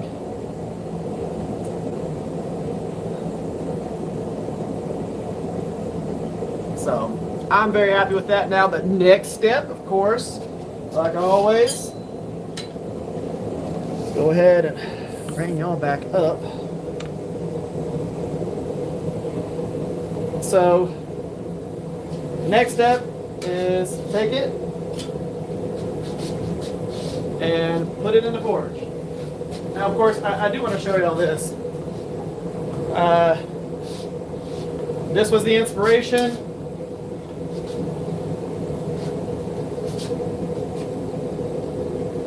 Inspiration, rough profile, and what we got. So let's put the shadow over it.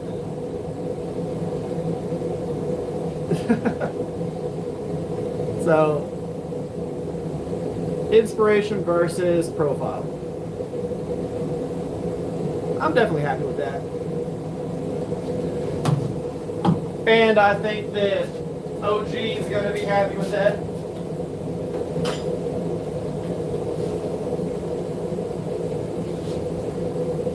So what we're going to do, we're going to bring this up to temp. We need to get it up to about 1200 degrees and then turn the forge off.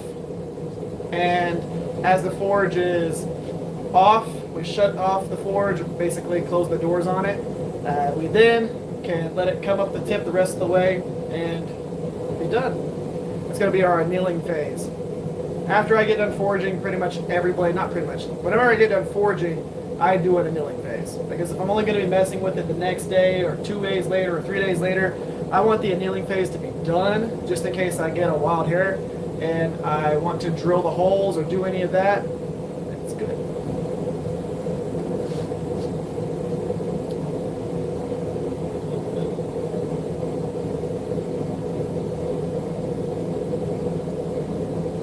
Well, thank you. And that's a lot of the times what I like to do. If you look at a lot of the ones that are on the other board up here, these are all random inspirations. That right there and that right there, I literally made something very similar to those. I have them. And then of course the sword that we forged, the buoy that we forged, all that, the ulu. We've done a lot of different builds during these live streams, and I'm gradually working through them and getting them finished. I do have a couple of shows that I'm going to be going to, and I want to be able to display my knives there and end up selling them too. So, no kukri inspiration? I've got plenty of kukri inspiration things. If you want to see a ridiculous one, I'm working on the handle for this right now, trying to get it how I want it. So this is one that I'm working on. Of course, has dragon scales. on the spine.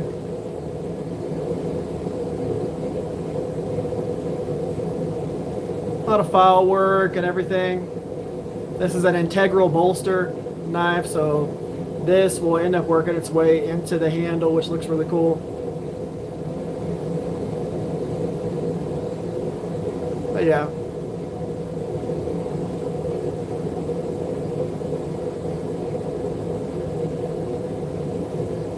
But yeah, that right there is one of my crazier builds.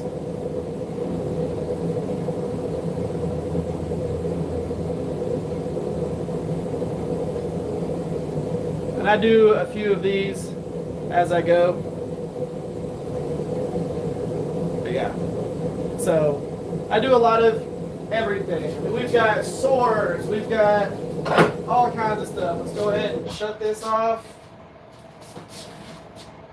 Close that. I've done double bladed daggers. I've done all kinds of different things. But so one of the ones that's on the inspiration wall, that is this right here.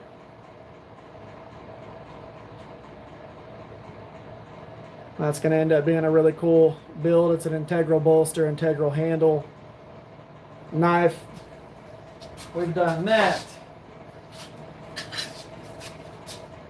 This is a forged Quenching, where the center ridge is all forged into it. There's a bevel going towards the edge and a bevel towards the spine.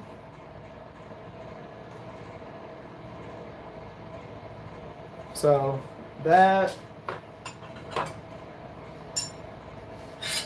we did this on the live stream where I forged in the fuller. So that's a hand forged fuller. And there it's not ground in.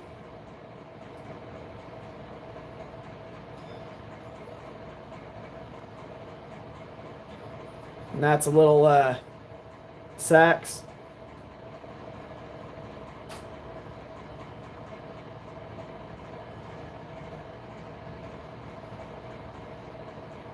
And then, of course, then we have ones like this that I do. This is a forged one. This one has a double distal taper. So there's a distal taper, a taper to the tip, and a taper all the way through to the tang. This is all forged.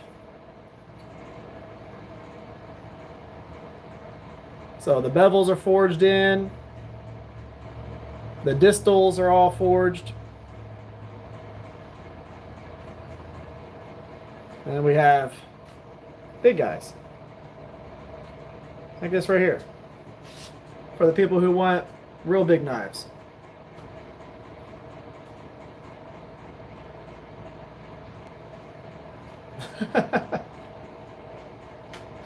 You gotta have a little bit of everything. A lot of the ones that I'm known for are gonna be some of my complete forge to finish. So this knife is a forge to finish knife, meaning it's forged all the way to the cutting edge to where it can be sharpened. So the cutting edge, it's forged all the way down to this. Like this is all hammer and anvil. So you can go straight to sharpening this and call it done. That's full bevels, distal taper to both ends, everything. A grinder hasn't touched this at all. So the handle profile and everything here, to where it fits my hand, that is all forged. So there's no grinding that has been done to this. The whole entire thing is just hammer and anvil. Look how fine that point is.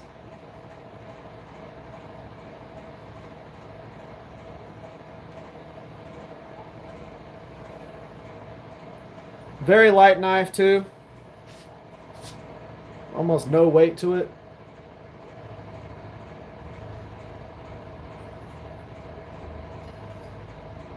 Let's see where the weight is on it.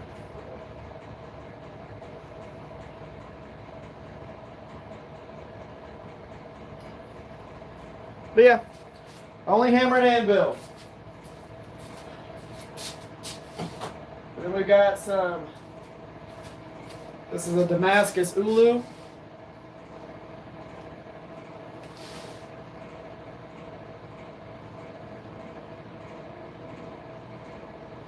Just waiting on the handle material for this to come in.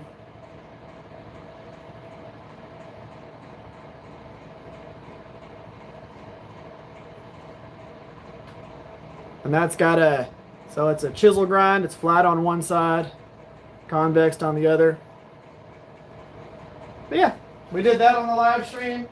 A lot of the stuff that I have in the shop right now that is forged and all these different things, these are all, you know, live stream builds. We did a short spear on the live stream. We did a little bit of everything, and it's just been fun.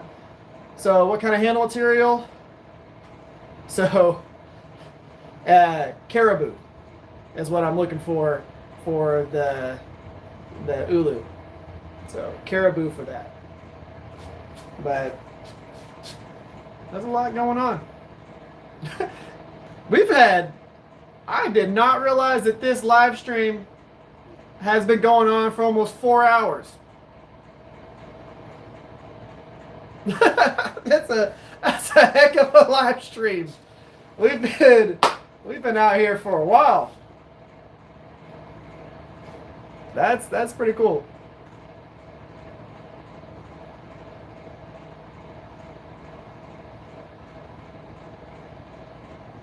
Yeah, this is definitely so my goal for the live streams whenever I started doing this is I wanted to do something that was slightly more in depth with the forging than what a lot of the other guys do. There's I think his name's Sam Townsend. He does live streams. He was doing them pretty consistent for a while there, and his live streams are absolutely awesome. You know, super in depth. What I've tried to do is focus on some of the camera angles and getting lighting a little bit better and all that. I still got work to do, but we've been having a blast doing the live streams and being able to have the teaching moments in the actual shop, because not a lot of people who watch this type of stuff can actually just go to someone's shop and have them teach them how to make knives. And the forging aspect of this is typically the most daunting part of knife making. Doing the stock removal, people can get into that swing of the process, but being able to do the forging part of this and understanding what you're using on the anvil, what hammers to use, when to use them, when you could transition from one hammer to another to be able to achieve a specific thing. It is something that is hopefully very beneficial for people who want to get into the craft or just want to watch this. Forged in Fire is a fantastic show and people love watching that. And the hard part about Forged in Fire is they're showing you the highlights of everything, the stuff that really stands out, that really grabs your attention. What this is everything. So, the whole process. But guys, I think we're going to call it here before we hit the 4-hour mark. But, Duck, I'll talk to you later. If y'all aren't part of the Discord, make sure y'all join the Discord.